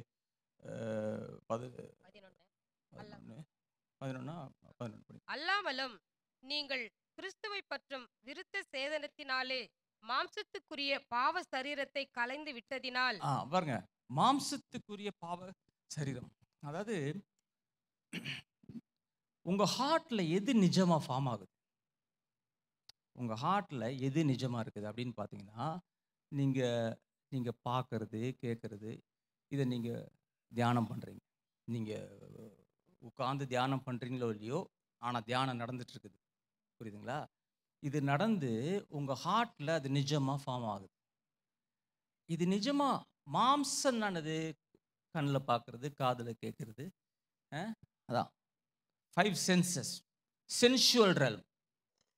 இந்த சென்சுவல் ரெல்மில் இருக்கிற காரியங்கள் இருதயத்தில் நிஜமா இருக்கும்போது அந்த இருதயமோ கடினமான கல்லான இருதயமாகி ஒரு தோல் ஃபார்ம் ஆகிடுது. புரியுதுங்களா நான் சொல்றது? ஃபார்ம் ஆகிடுது. ஆனால் ஒருவன் கிறிஸ்துவுக்குள்ளே அவன் வரும்போது, கிறிஸ்துவை விசுவாசிக்கும் போது அவருடைய உயிர்த்தெழுதல் இருக்கு பாருங்க, அவருடைய உயிர்த்தெழுதல் தான் அந்த தோல் கிழிக்கப்படுது. புரியுதுங்களா? அந்த தோலை கிழிக்கும் போது உங்க ஹார்ட் திருப்பி ஃப்ரெஷ்ஷா சென்சிட்டிவா கடவுளுக்கு ஆகுது. புரியுதுங்களா? அப்போ நீங்க ஆண்டவருக்குள்ள வரீங்க, ஆண்டவரே என்னை ஏற்றுக்கொள்ளுங்க, எனக்குள்ள இருதயத்தில் வாங்கலாம் ஜெபம் பண்றீங்க. இன்ஸ்டன்ட்டா உங்க ஹார்ட் என்ன ஆயிடுது, கடவுளுக்கு முன்பாக சென்சிட்டிவ் ஆயிடுது. அது வரைக்கும் கல்லா இருந்த இருதயம் சென்சிட்டிவ் ஆயிடுது, இப்போ சதையான இருதயமா மாறிடுது. புரியுதுங்களா? ஏன் மாறுதுன்னா, அந்த ரியாலிட்டி ஃபார்ம் ஆச்சுல, மாம்சத்தின் ரியாலிட்டி, அது வந்து நீங்க அவர் உயிர்த்தெழுந்தார் நீங்க விசுவாசிக்கும் போது அது கிழிக்கப்படுது. புரியுதுங்களா? அப்போ அவர் உயிர்த்தெழுந்தார்னு விசுவாசிக்கும் போது தான் அந்த ஹார்ட் என்ன ஆயிடுது, இப்போ கடவுளுக்கு the heart is now sensitive to God. It can hear God's voice. Now ரொம்ப இம்பார்ட்டன்ட் ஒரு பவர்ஃபுல் திங் இது சர்க்கம்சிஷன்றது. இன்னொரு காரியம் தெரியுமா, சர்க்கம்சிஷன் நம்ம ஹார்ட் ஆனதுக்கப்புறம் இந்த ஹார்ட் வந்து it's a very weak heart. என்னன்னா, அது ரொம்ப கடவுளையே சார்ந்து வாழ்கிற ஒரு இருதயமா இருக்குது. புரியுதுங்களா? கடவுளை நம்பி தான் வாழும். மற்ற எதையுமே எனக்கு நம்பிக்கை இல்லை, கடவுள் அதுதான் சர்க்கம்சைஸ்ட் ஹார்ட். நல்லா கவனிங்க, ஒரு வசனம் படிக்கலாம் பாருங்க. பிலிப்பியர் 3வது அதிகாரம் 3வது வசனம் படிங்க. ஏனெனில் மாம்சத்தின் மேல் நம்பிக்கையா இராமல் ஆவியினாலே தேவனுக்கு ஆராதனை செய்து கிறிஸ்து இயேசுவுக்குள் மேன்மை பாராட்டுகிற நாமே விருத்த சேதனம் உள்ளவர்கள். திருப்பி படிங்க. ஏனெனில் மாம்சத்தின் மேல் நம்பிக்கையா இராமல். நம்ம நம்பிக்கை எது மேல இல்லை, அது வரைக்கும் நான் படிச்சுவேன், நான் எனக்கு எனக்கு அது தெரியும் அது தெரியும் ஊன்னு இருந்தோம். ஆண்டவருக்குள்ள வந்ததுக்கப்புறம் எல்லாமே போயிடுச்சு. பழசெல்லாம் போயிடுச்சு. தான் என்னுடைய பலனு, என்னுடைய ஆற்றல், நான் இதை கழட்டிடுவேன், நான் அதை செய்திடுவேன், நான் இந்த ஆணியை பிடிக்கிடுவேன், அந்த ஆணியை பிடிக்கிடுவேன்னு சொல்லிட்டு இருந்தேன்ல, எல்லாமே என்னாச்சு இப்போ? இது திருப்பி திருப்பி திருப்பி திருப்பி திருப்பி பைபிளில் வந்துன்னே இருக்கும். ஆண்டவர் என்ன பார்க்குறாருன்னா, ஒரு மனுஷன் என்ன சார்ந்து வாழ்றானா, மனுஷனை சார்ந்து வாழ்றானா, அதான் அவருடைய பாயிண்ட். ஜெரமாயா 17 போங்களேன். எரேமியா 17. நான் திருப்பி திருப்பி காட்டுறேன் உங்களுக்கு. நீங்கள் வீட்டில் போய் நீங்கள் அப்புறம் போய் இது ரெக்கார்ட் பண்ணதுனால நீங்கள் திருப்பி திருப்பி நீங்கள் கேட்டுக்கலாம் போய். 7, 8, 5வது வசனம், 6வது வசனம் படிங்க. 5 தான் இருக்கு. 5வது. மனுஷன் மேல் நம்பிக்கை வைத்து, மனுஷன் மேல் நம்பிக்கை வைத்து, நல்லா கவனிங்க. மாம்சமானதை தன் புயபலமாக்கி கொண்டு, மாம்சமானதை, எனக்கு அவரு தெரியும், என் பேங்க்ல ஒரு 100 கோடி இருக்குது, எனக்கு இதில் சொத்து இருக்குது, நான் யார் தெரியுமா, நான் பண்ண யாரு, அப்படிலாம் பேசியிருக்காங்க பாருங்க. உலகத்தை அப்படி தானே பேசியிருக்கிறான். உலகத்தை எப்படி பேசியிருக்கிறான்? நான் யார் தெரியுமா, இவர் யார் தெரியுமா, இவர் எம்எல்ஏ, இவர் அப்படி இப்படின்னு வந்தாவிட்டு இருப்பான். எம்எல்ஏ ஆஃபீஸில் பியோனா இருப்பான். அவன் விடுற பந்த காலவே கிடையாது. எனக்கு அவரு தெரியும், நான் இவரை பிடிச்சி அவரை பிடிச்சி இன்ஜினியரிங் அட்மிஷன் வாங்கி நான் பையனை அமெரிக்கா அனுப்பி, இந்த மாதிரி இருப்பாங்க. ஆனால் தேவ பிள்ளைகள் பாருங்க வீக்காக இருப்பாங்க. உலகத்தார் கண்ணுக்கு இவன் அல்ப பீஸாக இருப்பாங்க. ஆனால் இவர்களுடைய பலன் எது? இவர்களுடைய பலன் தேவன் தான் இவருடைய பலன். நம்ம பலன் நம்மளுடைய ஸ்ட்ரென்த்தே கிடையாது. நம்மளுடைய பலன் வந்து நம்ம காசோ, நம்ம கனெக்ஷனோ, நம்மளுடைய பவரோ கிடையாது. நான் எப்பவுமே சட்ட வீக்காக இருப்பேன். நான் சொல்லுவேன், நான் வீக்காக இருந்தானே ஸ்ட்ரென்த்தாக இருந்தானே எனக்கு பிரச்சனையே கிடையாது. எனக்குள்ள ஒரு ஸ்ட்ராங் ஆகிறாரு. நல்லா யோசிச்சு பாருங்களேன். பேலாக்குன்னு ஒரு கதை இருக்குல்ல. பாலாமா பெலேயாமா, பாலாக்குன்னு ஒருத்தர் ராஜா, மோஆபோட ராஜா. அவன் வந்து இவனை கூப்பிட்டு இது சொல்லுப்பான்றான், சபின்றான். இவனுங்க 40 வருஷமா வனாந்தரத்துலேருந்து நான் பேடிப்பட்டு வந்துக்கிறானுங்க. எல்லாம் என்ன டெய்லி காலைல எழுந்து எக்ஸசைஸ் பண்ணிட்டு ஃப்ரூட்ஸ் எல்லாம் சாப்பிட்டா வந்தானுங்க. எல்லாம் மண்ணாவை தின்ட்டு வந்துக்கிறானுங்க. எப்படி இருந்திருப்பானுங்க? எல்லாம் சாதாரணமாக இருந்திருப்பானுங்களே. எல்லாம் அப்படியே இந்த அர்னால்ட் ஸ்வாஸ்நேகர் பைல்வான் மாதிரி இருந்திருப்பானுங்களா. ஆனால் அவன் பார்க்கும்போது சொல்கிறான், காண்டாமிருகத்தின் பலன் இவருக்குள்ள இருக்குதுன்றான். அவன் எப்படி சொல்கிறான் பாருங்க. அந்த 4 ப்ராஃபஸி சொல்லுவான். ஏன்னா இவர்கள் மத்தியிலே அவர்கள் தேவன் இருக்கிறாரு. அவர் அவங்களுக்கு முன்னால் போறாரு. எப்போ நம்ம பலனே நம்ம இல்லைப்பா, நம்ம பலனே நம்ம தேவன் தான். நமக்கு இது நீங்கள் தெரிஞ்சுட்டு வச்சுக்கோங்களேன். உங்கள் ஸ்ட்ரென்த் என்ன, என் ஸ்ட்ரென்த் என்னக்குது, என் பணம் எவ்வளோ, இதை பற்றி யோசிக்கவே மாட்டீங்க. இதை நீங்கள் கண்டுபிடிச்சுன்னு வச்சுக்கோங்களேன். ஆண்டவரே, அதான் நேற்று சொன்னேன், ஆண்டவரே நீங்கள் யார், அதான் நான், அதான் போட்டுருக்குது பைபிளில். ஆஸ் ஹி இஸ், சோ ஆம் ஐ இன் திஸ் வேர்ல்டு. 1 யோவான் 4:18. நீங்கள் அங்கே போக வேண்டாம். இது இங்கே இருக்கு, ஜெரமாயால இருங்க. ஜெரமாயா படிங்க, அது நம்ம முடியல. மனிதனை மனுஷன் மேல் நம்பிக்கை வைத்து மாம்சமானதை தன் புயபலமாக்கி கொண்டு கர்த்தரை விட்டு விலகுகிற இருதயம் உள்ள மனுஷன் சபிக்கப்பட்டவன் என்று கர்த்தர் சொல்லுகிறார். மனுஷன் மேல எனக்கு அவனுக்கு தெரியும். மனுஷனை நம்பி மாம்சத்தின் காரியத்தை அதில் எனக்கு அதெல்லாம் பர்ஃபெக்டாக இருந்தால் எனக்கு பீஸ் இருக்குன்னா, உன்னுடைய ஸ்ட்ரென்த் வந்து மாம்சத்தில் இருக்குது. நீ வந்து எப்படி இருப்பா, நீ எப்படி அடுத்தது, கர்த்தரை விட்டு விலகுகிற இருதயம் உள்ள மனுஷன் சபிக்கப்பட்டவன் என்று கர்த்தர் அடுத்த வசனம். அவன் அந்தர வெளியிலே கரலாய் போன அந்தர வெளியில் கரலாய் போன செடியை போல் இருந்து, கரலையாய் போன செடியை போல் இருந்து நன்மை வருகிறதை காணாமல் வனாந்திரத்தின் வறட்சியான இடங்களிலும் குடியில்லாத உவர் நிலத்திலும் தங்குவான். பாருங்க, ஒரு பிக்சரை காட்டுது பாருங்க. அவன் லைஃப் வந்து இந்த புதர் மாதிரி இருக்குமா. இங்கே காத்தடிச்சு அங்கே போயின்னு, இங்கே போயின்னு, அங்கே போயின்னு, அப்படியே ஒன்றுமே இல்லை, அப்படியே ட்ரையாக இருப்பான். லைஃபே ஒன்றும் இல்லாது அப்படியே இருப்பான். யார்? மாம்சத்தை நம்பி வாழ்கிறவன். அப்போ நம்மலாம் அப்படி தான் இருந்தோம். நம்ம நினச்சிட்டு இருந்தோம், நம்ம அதை பண்ணிடலாம், இதை பண்ணிடலாம், அது பண்ணிடலாம், அப்படி பண்ணிடலாம் நினச்சிட்டு இருந்தோம். ஆனால் இயேசுவை நம்ம விசுவாசிக்கும் போது நம்ம மாம்சம் கிழிச்சார் ஆண்டவர். எப்படி? அவருடைய உடம்பை கிழிச்சாரு. கிழிக்கும்போது நம்மளுடைய நுனித்தோலை ஆண்டவர் என்ன பண்ணுறாரு? நம்ம இருதயத்தின் நுனித்தோலை கிழிக்கிறாரு. கிழிச்சு நம்ம இருதயத்தை என்ன பண்ணிட்டார் ஆண்டவர்? கர்த்தருக்கு நேராக சென்சிட்டிவ் ஆயிடுச்சு இப்போ ஹார்ட்.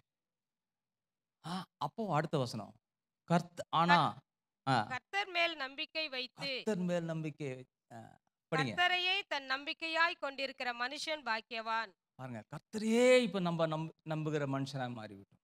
ஹல்லேலூயா. ரொம்ப இம்பார்ட்டன்ட்ங்க. எப்படி அது நடக்குதுன்னா, இப்போ டெய்லி பாருங்களேன், இந்த நுனித்தோல் திருப்பி ஃபார்ம் ஆகினே இருக்கும் நம்ம ஹார்ட்டில். எது மேலே நம்ம ஃபோக்கஸ் வைக்கிறீங்களோ அந்த ரியாலிட்டி ஃபார்ம் ஆகும். நீங்கள் ஃபுல்லாக உட்காந்து நியூஸ் மீடியா அது இதையும் கேட்டு யூடியூப் எல்லாம் பார்த்துனேன்னு வச்சுக்கோங்களேன். இப்போது அது ரியலாக ஹார்ட்டில் ஃபார்ம் ஆகிடும். இப்போ திருப்பி நுனித்தோல் ஃபார்ம் ஆயிடுச்சுன்னு அர்த்தம். கர்த்தர் சத்தம் கேட்காது, சென்சிட்டிவிட்டி போயிடும். ஆனால் அது சத்தம் கேட்க மாட்டேங்குது, பயம் வந்துடும். எமோஷனில் பார்த்தீங்கன்னா ஒரு பயம் இருக்கும், ஒரு திகில் இருக்கும், ஒரு பதட்டம் இருக்கும், ஒரு ஆங்ஸைட்டி இருக்கும். ஏன்னா அது அப்படியே ஒரு பதட்டம் இருக்கும். உடனே ஒன்றும் இல்லை, அவரோடய மரித்தேன், அவருடைய கூட சிலுவையில் அறையப்பட்டு மரித்தேன், அவருடைய கூட அடக்கம் பண்ணப்பட்டேன், அவருடைய கூட நான் எழுப்பப்பட்டேன். நீங்கள் யோசித்து தியானம் பண்ணிங்கன்னா திருப்பி நுனித்தோல் போயிடும். ஸோ இப்படி தான் நம்ம இருதயத்தை காத்துக்கொள்ளலாம். சென்சிட்டிவா. அப்போது இந்த அடிக்கிற காற்று இதெல்லாம் அப்படியே ஆடி அடங்கி போயிடும். இதெல்லாம் ஆனால் நீங்கள் ஸ்டெடியாக போயினே இருப்பீங்க. எவ்வளோ ஒரு பவர்ஃபுல் பாயிண்ட் பாருங்க. இதான் பவுல் சொல்கிறாரு, அந்த பிலிப்பியர் 3:3 படித்தோம். We are the circumcised. யார் இந்த circumcised? Who worship God in the spirit. தேவனை ஆவியிலே ஆராதித்து. Who rejoice in the Lord Jesus Christ. இயேசுவின் மேலே நம்ம ரிஜாய்ஸ் பண்ணி and have no confidence in the flesh. No confidence in the flesh சொல்றாரு. எனக்கு இது தெரியும்ப்பா, என்னால் பயங்கரமாக பேச முடியும்ப்பா, நான் பைபிளை கரைச்சி குடிச்சுக்கிறேன்ப்பா, நான் தியாலஜிலாம் படிச்சுட்டு இருந்திருக்கேன்ப்பா. No confidence.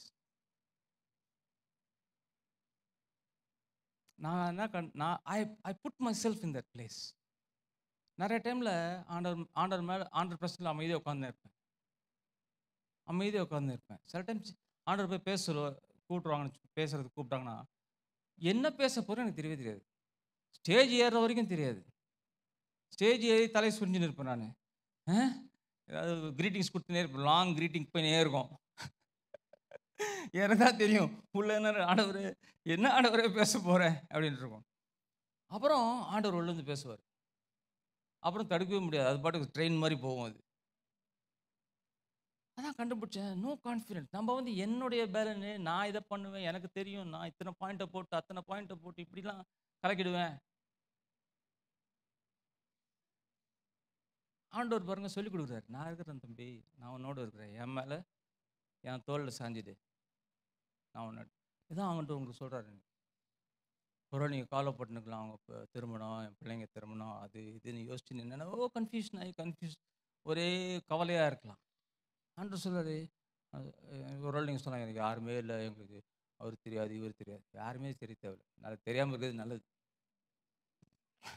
தெரியாமல் இருக்கிறது ரொம்ப ரொம்ப நல்லது. அவங்க தொல்லை தாங்கவே முடியாது, தெரிஞ்சவங்க தொல்லை. ஆனால் நீங்கள் போகிறங்க அமைதியாக உட்காந்து 100%ல் கர்த்தர் மேலே உங்கள் கண்ணை வச்சுட்டு ஸ்டெடியாக நீங்கள் வாழலாம். ஆமென். பாருங்க, அப்போ நம்ம ஹார்ட் பாருங்க, அதை நம்ம இப்படி தான் நம்ம ஹார்ட்டை ப்ரொடெக்ட் பண்ணணும். அதான் ஹார்ட் என்ன பண்ணும்? ப்ரொடெக்ட் பண்ணும். ஸோ நம்ம ஹார்ட்டில் பல காரியம் இந்த மாதிரி நடந்துகிட்டே இருக்கும். நம்ம ஹார்ட்டை நம்ம அப்சர்வ் பண்ணலாம். ஓகே, ஏன் எனக்கு இந்த எமோஷன் வருது, நான் பயப்படுறேன், ஏன் இந்த பயம் வந்துச்சு. பயம் வந்துச்சுன்னு அர்த்தம் ஏதோ ஒரு காரியம் நிஜமாக ஃபார்ம் ஆயிடுச்சு, மாம்சத்தின் காரம் ஒழிஞ்ச நிஜமாக ஆயிடுச்சுன்னு அர்த்தம். ஆவி சரிங்க, பவுல் என்ன சொல்றாரு பாருங்க, மாம்ச சிந்தனையோ ஆவியின் சிந்தனையோ. அப்போ ஜீவனும் சமாதானமும் நான் எக்ஸ்பீரியன்ஸ் பண்ணலன்னா என் சிந்தனை எங்கே இருக்குது? மாம்சத்துக்கு ஷிஃப்ட் ஆயிடுச்சுன்னு அர்த்தம். ஓ, நான் இப்போ ஜீவனும் சமாதானம் எக்ஸ்பீரியன்ஸ் பண்ணல, அப்போது நான் ஷிஃப்ட் ஆயிடுச்சு. உடனே கோர்ஸ் கரெக்ஷன் பண்ணணும். சிம்பிளா அது ஒரு பெரிய காம்ப்ளிகேட்டே கிடையாது. உடனே கோர்ஸ் கரெக்ஷன், உடனே ஓகே ஆண்டவரே, எங்கேயோ நான் பராக் பார்த்துட்டு விட்டேன், இதோ இன்ஃபர்மேஷன் உள்ளே விட்டேன், இதோ டிவியை பார்த்தேன், அவன் அதை சொன்னான் இதை சொன்னான், உலகம் ஃபுல்லாக போருக்கு போகுது, அது போகுது, எல்லாமே போயிடுச்சு, எல்லாமே நாசமாக போச்சு, எல்லாமே எல்லா டிவியில் தான் சொல்கிறாங்க, எல்லாமே கவர போகுது, அது கூட நடக்கிறது சொல்லணும். அவன் ஒப்பீனியனாக கொடுப்பான் பாருங்க, ஒப்பீனியனாக கொடுப்பான். ஃபேக்ட் நடந்தது ரிப்போர்ட் பண்ணுறது வேற, அதுலேருந்து ஒரு ஒப்பீனியன் கொடுக்குறது வேற. நம்ம அந்த ஒப்பீனியனை பார்த்துட்டு ஃபாலோ பண்ணிருப்போம். 3 நாள் கழிச்சு பார்த்தா அந்த ஒப்பீனியன் நடக்காது, ஒன்றும் இருக்காது, போயிட்டு இருக்கோம். அது அப்போ 3 நாள் நீங்கள் வரி பண்ணது டோட்டல் வேஸ்ட் தானேங்க, டோட்டல் வேஸ்ட். ஆனால் அது போய் ஹார்ட்டில் உட்காந்துக்கும், அது நிஜமாக உருவாயிடும், ஃபார்ம் ஆகிடும், நிஜம் ஃபார்ம் ஆகிடும், வேறு போட்டுரும். எல்லா இன்ஃபர்மேஷன் நீங்கள் ரிசீவ் பண்ணுறீங்கல்ல, கண்ணில் பார்க்குறீங்க, காதில் கேட்குறீங்க, everything is a seed, ஒரு வித்து. அது எங்கே போய் விழுது? உங்கள் ஹார்ட்டில் போய் விழுது. ஹார்ட்டில் போய் விழுந்துச்சுன்னா நீங்கள் அதை கேர்ஃபுல்லாக தெரியல, அது நீங்கள் கேர்லெஸ்ஸாக இருந்தீங்கன்னா அது வித்து வேறு போட ஆரம்பிச்சிடும். வேறு போட்டு அந்த கனி வெளியே வந்துடும். தக்காளி போட்டிங்கன்னா என்ன வரும்? தக்காளி வரும். தக்காளி போட்டுட்டு நீங்கள் மாங்காய் எதிர்பார்க்க முடியாது. நிறைய டைமில் நம்ம அப்படி தான் பண்ணுறோம், தக்காளியை போட்டுட்டு மாங்காவை எதிர்பார்த்துன்னுக்குறோம்.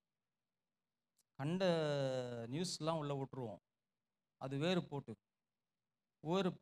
இப்போ உள்ளே இருந்து என்ன வரும்? கவலை, பதட்டம், ஒரியா வரும். ஆண்டவரே எனக்கு சமாதானம் கொடுங்க, எனக்கு சமாதானம் கொடுங்கன்னா வேலை செய்யாது. அது தக்காளியை போட்டுட்டு மாங்காவை கேட்குற மாதிரி. அது ஆண்டவர் என்ன சொல்கிறாரு? உன் இருதயத்தை என் பக்கமாக வை. ஐசாயா 26:3 சொல்கிறாரு, ஏன்னா you will keep him in perfect peace whose mind is stayed upon me. அதில் அந்த மைண்ட்ன்ற வார்த்தை ஹீப்ரு வார்த்தை யாட்ஸர். அந்த யாட்ஸர்ன்ற வார்த்தை இமேஜினேஷன், ஆக்சுவலி கற்பனை. உன் கற்பனையை என் மேலே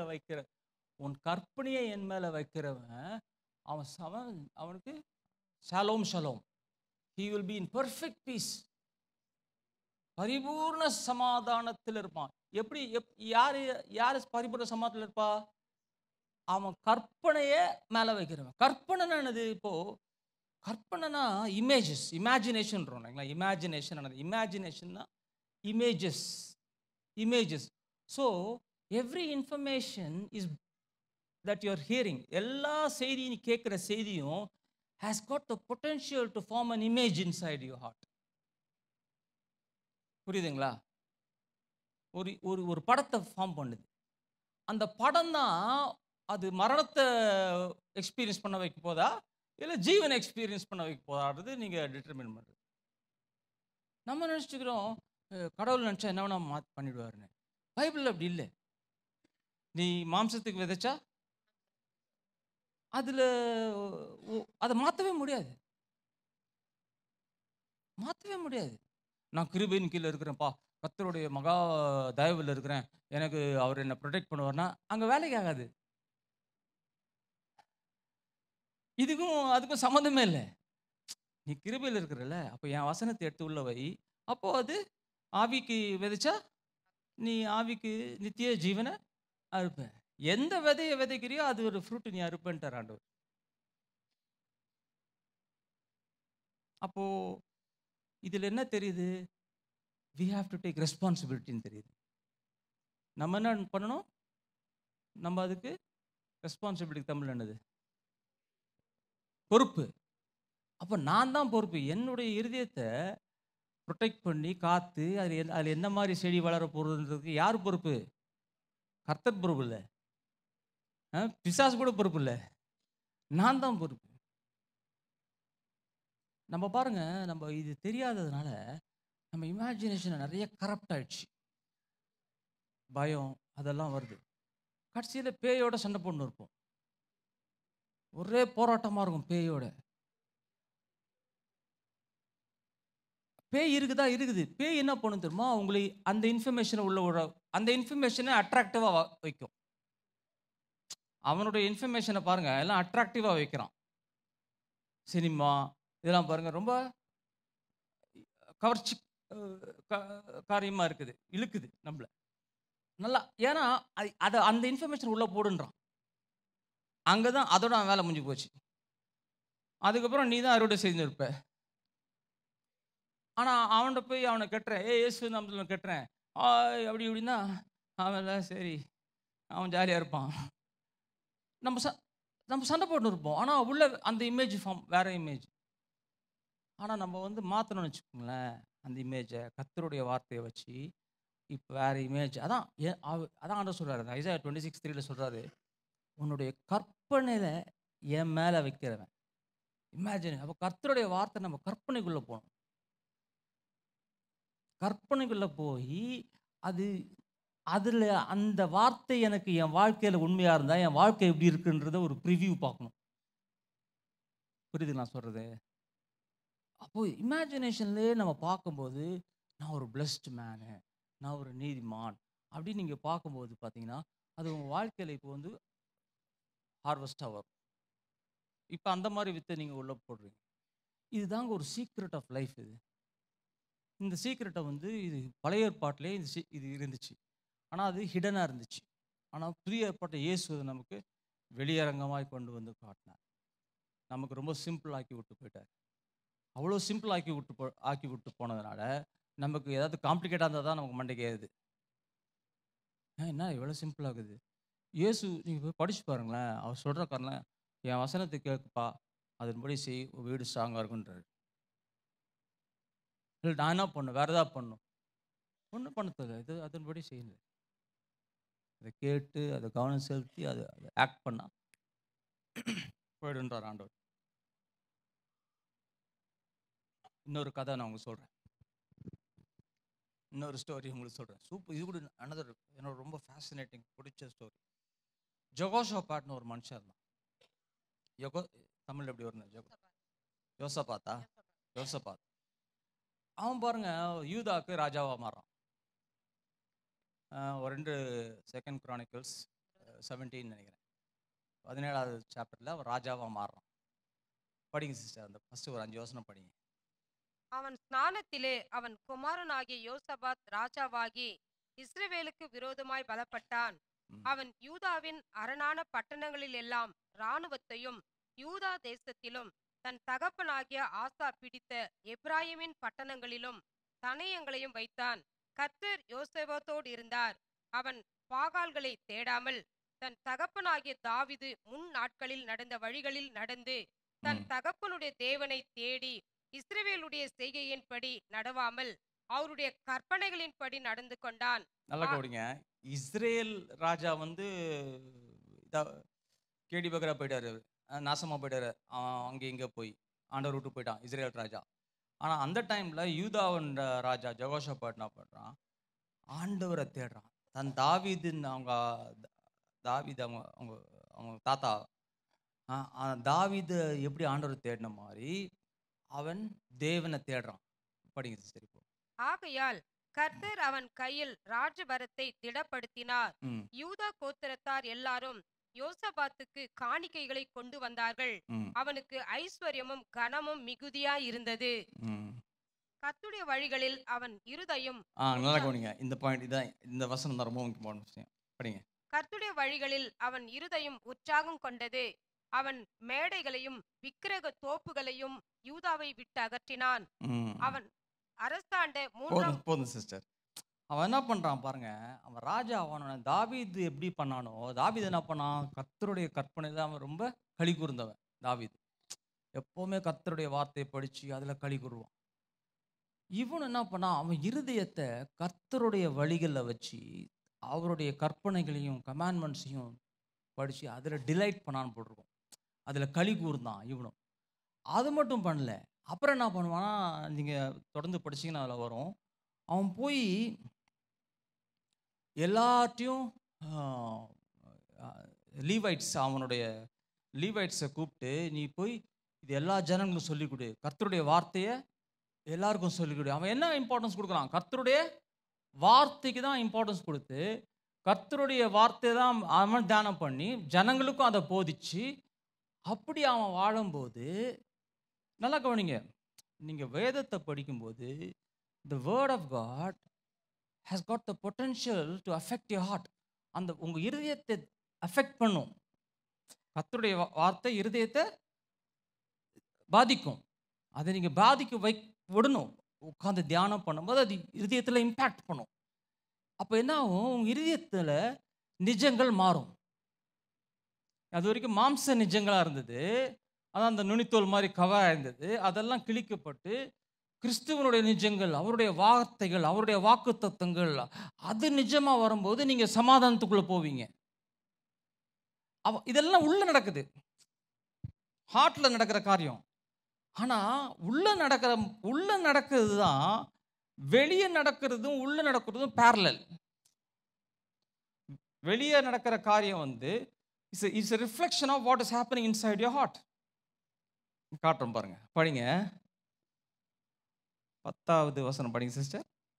யூதாவை சுற்றி இருக்கிற தேசங்களுடைய ராஜ்யங்களின் மேலெல்லாம் கர்த்தரால் உண்டான பயங்கரம் வந்ததினால் யோசபாத்தோடு யுத்தம் பண்ணாதிருந்தார்கள். பாருங்க, இவன் உட்காந்து பைபிள் படிச்சுக்கிறான். அவன் அரண்மனையில் உட்காந்து பைபிள் படிச்சுனா அதில் டிலைட் பண்ண, நோட்ஸ் எடுத்து சந்தோஷமாகறான். ஆனால் இவனை சுற்றி இருக்கிற எல்லா எனிமீஸ்க்கும் பயத்தில் இருக்கிறானுங்க. தேவனுடைய பயம் அவங்க மேலே விழுந்துச்சான். புரியுதுங்களா நான் சொல்கிறது? இவன் ஹார்ட்டில் தேவனுடைய மகிமைப்படுத்துகிறான். அவருடைய வார்த்தையை வைக்கும்போது அவனுடைய எனிமீஸோட ஹார்ட்டில் என்ன வருது? திகில் வருது. அப்புறம் சொல்லுது, அவன் எவனுமே யெகோசாபாத் கூட சண்டைக்கு வரல. எவனுமே யெகோசாபாத் கூட சண்டைக்கு வரல. அது மட்டும் இல்லை, அவனுக்கெல்லாம் கொஞ்சம் கிஃப்ட் கொடுத்தாங்களாம். இது நல்லா இருக்குது. இவன் என்ன பண்ணான்? ஒன்றுமே பண்ணல, வெறும் பைபிள் படிச்சுன்னு இவன் ஹார்ட்டை ஆண்டருக்குள்ளே டிலைட் பண்ணின்னு ஜனங்களுக்கும் அதை சொல்லி கொடுத்துன்னு அவங்களுடைய ஹார்ட்டையும் ஆண்டர் மேலே வச்சுட்டு இப்படி ஒரு குட்டி ராஜா. ஆக்சுவலாக பார்த்தீங்கன்னா ஒரு குட்டி ராஜா தான், அவன் குட்டியாக தான் இருப்பான். ஆனால் இந்த சாப்டர் எண்டில் பார்த்தீங்கன்னா பெரிய ராஜாவாயிடுவான். அரேபியன்ஸ் வந்து குதிரைகள் கொண்டு வந்து கொடுப்பாங்க, பிலிஸ்டீன்ஸ் வந்து கோல்டு கொண்டு வந்து கொடுப்பாங்க. எல்லாம் பயத்தில் தேவனுடைய பயம் வந்து அவங்க மேலே விழுந்து, யார்ப்பா புதுசாக ஒருத்தன் வந்துக்கிறான் ஜெகோசாபாத்னு, எப்பா அவன் சண்டை போடணும், ஏன்ப்பா சண்டை போடணும், ஐயோ தெரிலப்பா, அவனை நினச்சாலே பயமாகுது. இப்படி தான் அவனுக்கு பேசிக்கிறானுங்க. சுற்றி இருக்கிற ராஜாக்கெல்லாம், எப்பா நான் வரலப்பா, ஜெகோசாபாத் சண்டை போடலாம் வரையா, ஐயோ நான் வரலப்பா, என்ன விட்டுடுறான். ஏன்? இங்கே ஒருத்தன் வந்து வேத படிச்சுக்கிறான், அவன் ஹார்ட்டை ஆண்டர் பக்கமாக திருப்பிட்டான், அதில் டிலைட் பண்ணுறான். நம்ம லைஃப்பில் பாருங்கள் பிரதர்ஸ் அண்ட் சிஸ்டர்ஸ், பல பிரச்சனை சுற்றிட்டு இருக்கோம். நம்ம எல்லா பிரச்சனையும் சால்வ் பண்ண ஓடலாம், அதை சால்வ் பண்ணலாம், இதை சால்வ் பண்ணலாம், ஓடி ஓடி ஓடி ஒழிஞ்சு போயிடலாம், ஓஞ்சி போய் நொந்து நூடுல்ஸ் ஆகிடலாம். ஐயோ பிரச்சனையே சால்வ் ஆக மாட்டேங்குது. ஒன்று சால்வ் பண்ணி முடிச்சு அடுத்த பிறகுல இங்கே இன்னொரு பிரச்சனை உருவாயிடும். நீங்கள் போய் ஒன்று சொல்ல போய் அவர் இன்னொன்று சொல்லி போய் அது இன்னொரு பிரச்சனை, அது இன்னொரு அப்படியே பிரான்ச் போட்டு போயின்னு இருக்கும். ஒரே கன்ஃபியூஷன். ஏன்னா we are dealing with human beings. மனுஷங்களோட வேற நம்ம ஹேண்டில் பண்ணும்போது பெர்செப்ஷன்ஸ். நீங்கள் சிரிச்சா ஒருத்தன் கோச்சிப்பான், சிரிக்கலாம் ஒருத்தன் கோச்சிப்பான், இப்படிலாம் பல we are dealing with perceptions. அப்போ இவங்களெல்லாம் எப்படி நம்ம மேய்க்கிறது, எப்படி நம்ம பண்ணுறது? யாரையுமே பண்ண தேவையில்லை. நான் என் ஹார்ட் ஆனர்னால வச்சுக்க, அதில் டெலிட் பண்ணுறேன், எல்லாருடைய பெர்செப்ஷன் சரியாயிடுது. இது இது இது இது இது இங்கே மட்டும் இல்லை, நிறைய காட்டலாம் பைபிள். நான் உங்களுக்கு ஒரு எக்ஸாம்பிளாக காட்டுறேன் இது. அப்போ நம்ம ஹார்ட் என்ன எங்கே இருக்குது, அதான் கொஸ்டின். இப்போ கர்த்தருடைய வழிகளை நம்ம அதில் வச்சு தியானம் பண்ணி மெடிடேட் பண்ணி இமேஜினேஷனில் வச்சு நம்மளுடைய இமேஜினேஷன் நம்மளுடைய கற்பனையில் யூஸ் பண்ணி அதோட கனெக்ட் ஆகி அதில் அந்த ஒரு ராஜ்யத்தில் வாழும்போது சுற்றிலும் சமாதானம், சண்டை சச்சரவு எல்லாம் சால்வ் ஆகிடுச்சு. அந்த பிரச்சனை அப்படியே வந்துச்சு, இந்த பிரச்சனை வந்த மாதிரியே போயிடுச்சு, எப்படியே போயிடுச்சு, எல்லாம் அப்படி போயிடுச்சு, அப்படியே போயிடுச்சு. அதான் ஜெகோசாபாத் தான் நடக்குது.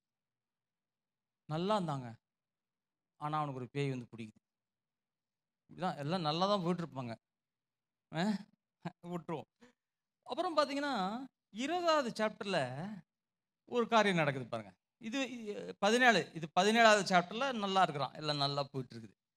20வது சாப்டரில் பார்த்தீங்கன்னா படிங்க, முதல் 4 வசனம் படிங்க. இதற்கு பின்பு மோவாப் புத்திரரும் அம்மோன் புத்திரரும் அவர்களோடே அம்மோனியருக்கு அப்புறத்திலுள்ள மனுஷரும் கூட யோசபாத்திற்கு விரோதமாய் யுத்தம் பண்ண வந்தார்கள்.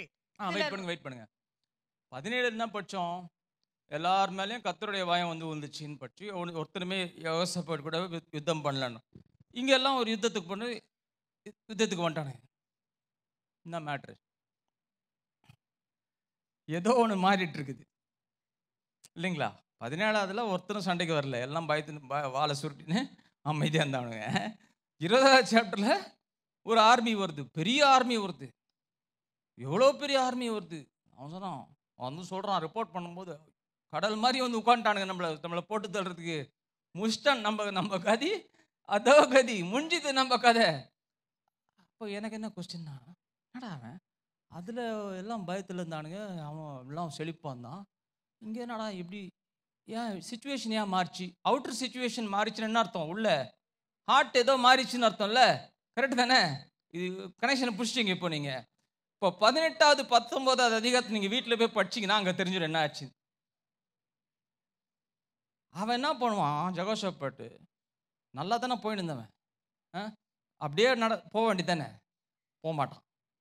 இஸ்ரேல் நாட்டு ராஜா வந்து ஆண்டவர் மறுதலிச்சிருப்பான். அவன் கூட போய் அலையன்ஸை போட்டு அவன் கூட போய் சண்டைக்கு போவான். ரெகோபாத்னு ஒரு இதை போய் சண்டைக்கு போவான். அப்போ கர்த்தருடைய ஆவியானவர் சொல்லுவார், போகாதேன்னு வார்ன் பண்ணுவார். இல்லை பத்தியா, அவன் அந்த ப்ராஃபட்டை தூக்கி ஜெயிலில் போட்டுருவான். இது கூட ஜெகோஷாபாத் இருப்பான். அவன் பண்ண காரியம் பார்த்தீங்கன்னா, அவன் ஹார்ட் வந்து தேவனை விட்டு மனுஷனோட அலையன்ஸை போட்டான். என்ன படித்தோம்? ஜெரமாயா 17 என்ன படித்தோம்? மனுஷனை நம்புறவன் சபிக்கப்பட்டவன். சபிச்சுனா அவனே சபிச்சுக்கிட்டான். நல்லா தான் போயிட்டு இருந்தாங்க. அப்படியே கண்டினியூ பண்ணியிருந்தா சூப்பராக போயிருந்துருப்பான். ஆனால் அவன் பாருங்க அலையன்ஸ் எங்கே போட்டான்? மனுஷனை போட்டான். நல்லா பீஸ்ஃபுல்லாக இருக்கும்போது நம்ம கூட சும்மா இருக்க மாட்டோம். சரி அப்படியே நியூஸ் கேட்டுனே இருந்தான். சரி அப்படியே சினிமா பார்த்தான், அப்புறம் அதை பார்த்தான், இதை பார்த்தான். பைபிள் போர்ப்பா, சரி நல்லா ஆகுதுப்பா, என்டர்டெயின்மெண்ட் ஆகுதுப்பா அப்படின்னு அந்த நிஜம் உள்ள ஃபார்ம் ஆக ஆரம்பிச்சிச்சு. சென்சுவல் ரெல்ம் உள்ள ரியாலிட்டியில் ஃபார்ம் ஆயிடுச்சு. சென்சுவாலிட்டி அவன் ஹார்ட்டில் ரியலாக ஃபார்ம் ஆயிடுச்சு. அதான் அவங்க இந்த இன்னர் ஒர்க்கிங்ஸ் நம்ம தெரிஞ்சிச்சுன்னு வச்சுக்கோங்களேன். இந்த ஸ்டோரியில் நிறைய லெசன்ஸ் நமக்கு இருக்குது. we have to find the inner workings of each story. இந்த ஸ்டோரிக்கு பின்னால் அவன் இப்படி நடந்தானா, ஏன் அது நடந்துச்சு, அவன் ஹார்ட்டில் என்ன நடந்திருக்கும், நம்ம யோசிக்கணும். நீங்கள் வீட்டில் போய் 17 20 17 18 19 20 4 சாப்டர் ஒரே ஸ்ட்ரெச்சில் படிங்களேன். ஃபுல் பிக்சர் அழகாக பிடிச்சிடுவீங்க. ஃபுல் பிக்சர் அழகாக டிஸ்பிளே இருக்குது. அதுலேருந்து ஆஹா இது ரொம்ப சிம்பிளாக இருக்குது. எல்லா காவலரையும் கூட இருதயத்தை காத்துக்கொள். அங்கே கோட்டையை விட்டான் ஒருத்தன். விட்டதுனால இப்போ ஜெகோஷாபாத்தோட ஸ்டோரி ஃபேசினேட்டிங்காக ஆரம்பிச்சு it went to the dogs, நாய்களுக்கு போய் இப்போ நாய்கள்கிட்ட இருக்குது அவன் கதை. இப்போ எல்லாம் வந்துட்டானுங்க சண்டைக்கு. இப்போ எல்லாம் சண்டைக்கு வந்தானே இதுதான் இங்கே தான் ஜெகோஷாபாத் பாருங்க, ஹி ரெக்கவர்ஸ் ஹிஸ் லைஃப். திருப்பி அங்கே போய் ரெக்கவர் பண்ணுறான், போய் ஜெபம் பண்ணுறான். ஆண்டவரே சொல்கிறான், ஆபிரகாமின் சந்ததிகள் நாங்கள், நீங்கள் கொடுக்கப்பட்ட பூமியில் நாங்கள் படிங்களேன். அந்த 2-3 வசனம் படிங்க. 20 சும்மா 2வது வசனம் படிங்க. சிலர் வந்து யோசபாத்தை நோக்கி, உமக்கு விரோதமாய் ஏராளமான ஜனங்கள் கடலுக்கு அக்கறையில் இருக்கிற சீரியாவில் இருந்து வருகிறார்கள். இதோ அவர்கள் எங்கேதியாகிய ஆசாசோன் தாமாரில் இருக்கிறார்கள் என்று அறிவித்தார்கள். அப்பொழுது யோசபாத் பயந்து கர்த்தரை தேடுகிறதற்கு ஒருமுகப்பட்டு யூதாவெங்கும் உபவாசத்தை கூறுவித்தான். பாருங்க, கர்த்தரை விட்டு மனுஷனோட அலையன்ஸ் போட்டான். 18 19 சாப்டர்ல இப்போ ரெக்கவர் பண்றான். நம்ம கூட நிறைய விட்டோம் கோட்டை, விஷயம் தெரியாம நிறைய கோட்டை விட்டோம். ஆனால் நம்ம ரெக்கவர் பண்ணிடலாம். உடனே ஒரு ஃபாஸ்டிங்கை போடுறான். யூதா ஃபுல்லாக ஒரு ஃபாஸ்டிங்கை போட்டு கர்த்தரை தேடுறான். திருப்பி கர்த்தரை தேடுறான். படிங்க சிஸ்டர். அப்படியே யூதா ஜனங்கள் கர்த்தரிடத்தில் சகாயம் தேட கூடினார்கள். யூதாவில் உள்ள எல்லா பட்டணங்களிலும் இருந்து அவர்கள் கர்த்தரை தேட வந்தார்கள். அப்பொழுது யோசபாத் கர்த்தருடைய ஆலயத்திலே புது பிரகாரத்து முகப்பிலே யூதா ஜனங்களும் எருசலேமியரும் கூடின சபையிலே நின்று, எங்கள் பிதாக்களின் தேவனாகிய கர்த்தாவே, பரலோகத்தில் இருக்கிற நீர் அல்லவோ தேவன், தேவரீர் ஜாதிகளுடைய ராஜ்யங்களை எல்லாம் ஆளுகிறவர், உம்முடைய கரத்திலே வல்லமையும் பராக்கிரமும் இருக்கிறது, ஒருவரும் உம்மோடு எதிர்த்து நிற்கக்கூடாது. எங்கள் தேவனாகிய நீர் உம்முடைய ஜனமாகிய இஸ்ரவேலுக்கு முன்பாக இந்த தேசத்து குடிகளை துரத்தி விட்டு இதை உம்முடைய சிநேகிதனாகிய ஆபிரகாமுடைய சந்ததிக்கு என்றைக்கும் என்று கொடுக்கவில்லையா? ஆதலால் அவர்கள் இங்கே குடியிருந்து இதிலே உம்முடைய நாமத்திற்கென்று ஒரு பரிசுத்த ஸ்தலத்தை கட்டினார்கள். போதும். அப்படியே போது பாருங்க. அவன் பாருங்க ஜெபம் பண்றான். ஆண்டவரே, இது ஏபிரகாமுக்கு நீங்க கொடுத்த பூமி, நாங்க இருக்கிறோம், எங்களை துரத்துறதுக்கு வந்துக்கிறாங்க, அழுகுறான். சிச்சுவேஷன் மாறிடுச்சு. அவன் ஹார்ட் ஆண்ட ரூட்டு போனதுனால பாருங்க. அதான் வெளியே இப்படி சுச்சுவேஷன் மாறின உடனே நம்ம டக்குன்னு நம்ம ஹார்ட்டை தான் பார்க்கணும். இப்போ நம்ம ஹார்ட் எங்கேயோ போயிட்டு இருக்குது. காத்தாடியில் சாய் துணி கட்டுவாங்க, சாயம் அப்படியே சிறுன்னு ஒரு பக்கமாக. காத்தாடி இந்த காலத்து பசங்களாம் விட்டுருக்க மாட்டாங்க, நம்மலாம் விட்டுருப்போம் நிறைய பேர். சாய் துணி கட்டும் அது மாதிரி அவன் ஹார்ட் அப்படியே சாஞ்சிச்சு. உடனே அந்த சாய் துணி கட்டுறான், ஃபாஸ்டிங் கீஸ்டிங்கை போட்டு ஆண்டவரை தேடி கேட்குறான். அப்போது என்ன ஜெகோஷாபாட் தான் பாருங்க, எனக்கு அதான் அவனுக்கு பிடிச்சது ஒரு காரியம். ஆண்டவரை தேடுறானா, அப்போது டக்குன்னு கர்த்தரோட ஆவியானவர் ஒருத்தர் மேலே இறங்குறாரு, ஒரு லீவைட் மேலே இறங்குறாரு.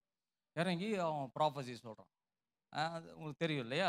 நீ சண்டை போட தேவையில்ல, இந்த யுத்தத்தில் நீ சண்டை போட தேவையில்ல, தேவன் சண்டை போடுவார், நாளைக்கு நீ வந்து அவங்கள தோக்கடிப்ப அப்படிலாம் சொல்லுவார். சொன்ன உடனே 20வது வசனம் படிங்க சிஸ்டர். 20. அவர்கள் அதிகாலமே எழுந்திருந்து தெக்கோவாவின் வனாந்தரத்தில் இல்லை 20 சாரி 14லேருந்து படிங்க, 14லேருந்து படிங்க. அப்பொழுது சபையின் நடுவில் இருக்கிற மத்தாயாவின் குமாரனாகிய ஏயேலின் மகனான பெனாயாவுக்கு பிறந்த சகரியாவின் புத்திரன் யாகேசியேல் என்னும் ஆசாப்பின் புத்திரரில் ஒருவனான லேவியன் மேல் கர்த்தருடைய ஆவி இறங்கினதினால் அவன் சொன்னது, சகல யூத கோத்திரத்தாரே, எருசலேமின் குடிகளே, ராஜாவாகிய யோசபாத்தே, கேளுங்கள். நீங்கள் அந்த ஏராளமான கூட்டத்திற்கு பயப்படாமலும் கலங்காமலும் இருங்கள் என்று கர்த்தர் உங்களுக்கு சொல்லுகிறார். இந்த யுத்தம் உங்களுடையதல்ல, தேவனுடையது. நாளைக்கு நீங்கள் அவர்களுக்கு விரோதமாய் போங்கள்.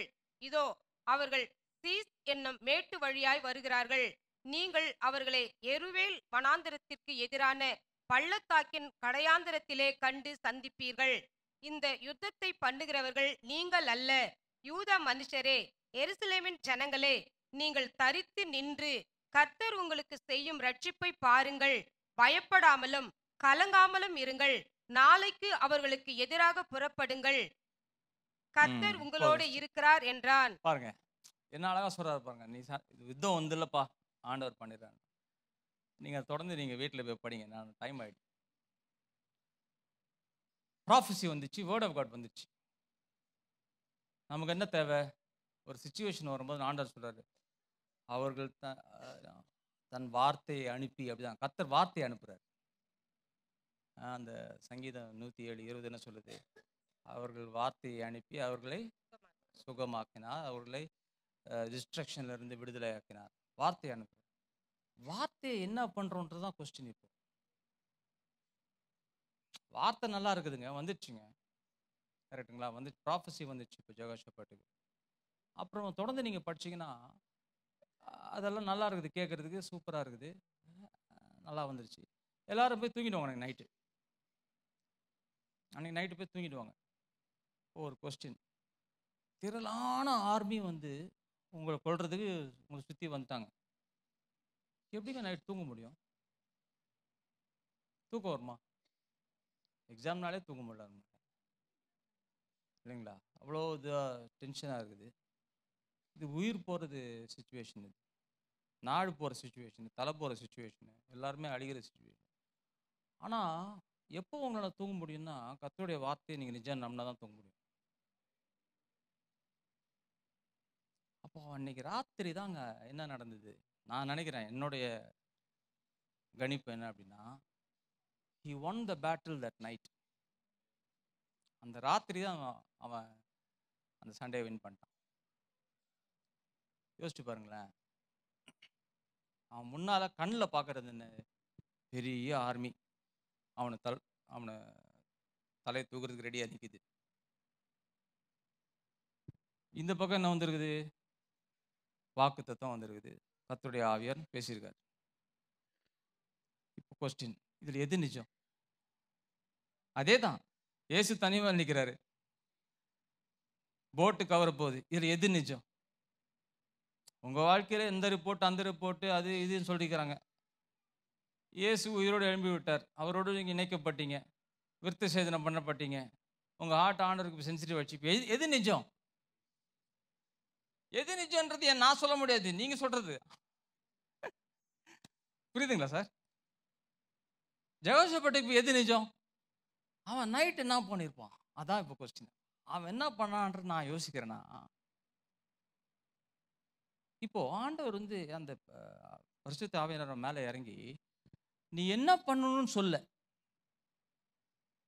நீ என்ன பண்ணணுன்ற ஐடியாலாம் கொடுக்கல, பெருசாக கொடுக்கல. நீ அவங்க இப்படி வருவாங்க, நீ இப்படி போன்னு சொல்லிட்டார், அவ்வளோதான். நீ வர்ஷிப்பர்ஸை முன்னால் அனுப்பு, பாட்டு பாடு, ஏதாவது சொன்னாரா? அப்படிலாம் ஒன்றுமே சொல்ல. நீ படிச்சு பாருங்களேன். நீ வர்ஷிப்பர்ஸை முன்னால் ஃபஸ்ட்டு அனுப்பு, காலைல ஏஞ்சின்னா வர்ஷிப்பர்ஸை அனுப்பி முன்னால் அனுப்பு, அப்போ அவங்கெல்லாம் தோற்றுருவாங்க, அப்படிலாம் சொல்ல. ஆனால் ஜெகோஷாபாத் அடுத்த நாள் காலைல ஏஞ்சி வர்ஷிப்பர் அனுப்புகிறான் முதல்ல. அப்போது கொஸ்டின், எப்படி வர்ஷிப்? எப்போ ஒரு டைமில் வர்ஷிப்பர் சங்கீதமும் பாட்டும் வர்ஷிப்பும் இருக்கும்? எப்போ? சண்டை முடிஞ்சு விக்ட்ரிக்கு அப்புறமா, தோத்ததுக்கு அப்புறமா? வெற்றிக்கு அப்புறம் தான் குதூகலம் கொண்டாட்டம் இருக்கும். அப்போ நைட் என்ன பண்ணிக்கிறான் பாருங்க, அவன் பாருங்க கர்த்தருடைய வாக்குத்தத்தத்தை எடுத்து கற்பனைக்குள்ள போயிடுச்சு அவனுக்கு. இமேஜினேஷன் ரொம்ப இம்பார்ட்டன்ட். கர்த்தருடைய வார்த்தை கற்பனைக்குள்ள போயிட்டு அவன் யோசிச்சிருப்பான் நைட்டெல்லாம், நாளைக்கு இவ்வளோ ஆர்மியை நம்ம ஓட விட்டா நம்ம எப்படி இருப்போம், எப்படி இருக்கும் வர்ஷிப்பு, எப்படி இருக்கும் சங்கீதம், எப்படி இருக்கும் ட்ராமா, எப்படி இருக்கும் டான்ஸ்ன்னு சொல்லிட்டு நைட்டெல்லாம் அவன் டான்ஸை பற்றி யோசிச்சுருக்கிறான்.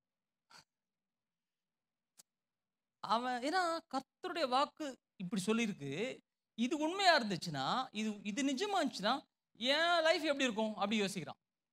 இவனுக்கெல்லாம் தலைவட்டம் வந்துக்கிறானுங்க. இவனுக்கு உண்மையாக இருந்தால் என் கதி அதோ கதி. நைட்டெல்லாம் பயத்தில் இருந்து கடைசியாக லெட்டர் எழுதிட்டு சாக வேண்டிதான்.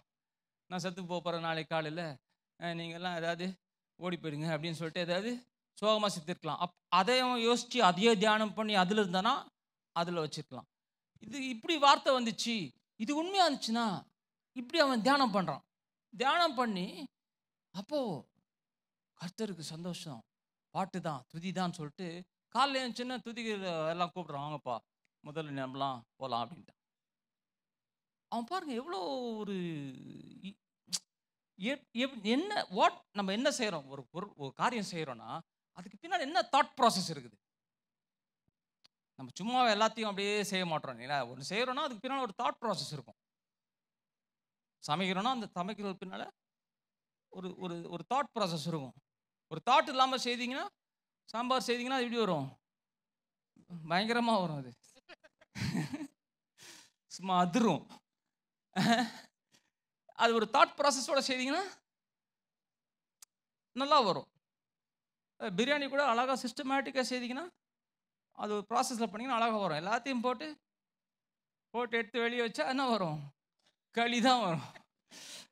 எல்லாத்துக்கும் ஒரு தாட் ப்ராசஸ் இருக்குது. அப்போ அவன் யோசிக்கிறான், அந்த தாட் ப்ராசஸில் தான் நம்ம அங்கே தான் விக்ட்ரி இருக்குது. டிஃபீட்டும் அங்கே தான் இருக்குது, விக்ட்ரி அங்கே தான் இருக்குது. தோல்வியும் அங்கே தான் இருக்குது, வெற்றியும் அங்கே தான் இருக்குது. அப்போ கர்த்தருடைய வார்த்தையை எடுத்து அவன் இமேஜினேஷனில் யோசிக்கும் போது அவன் ஹார்ட்டில் என்ன வருது?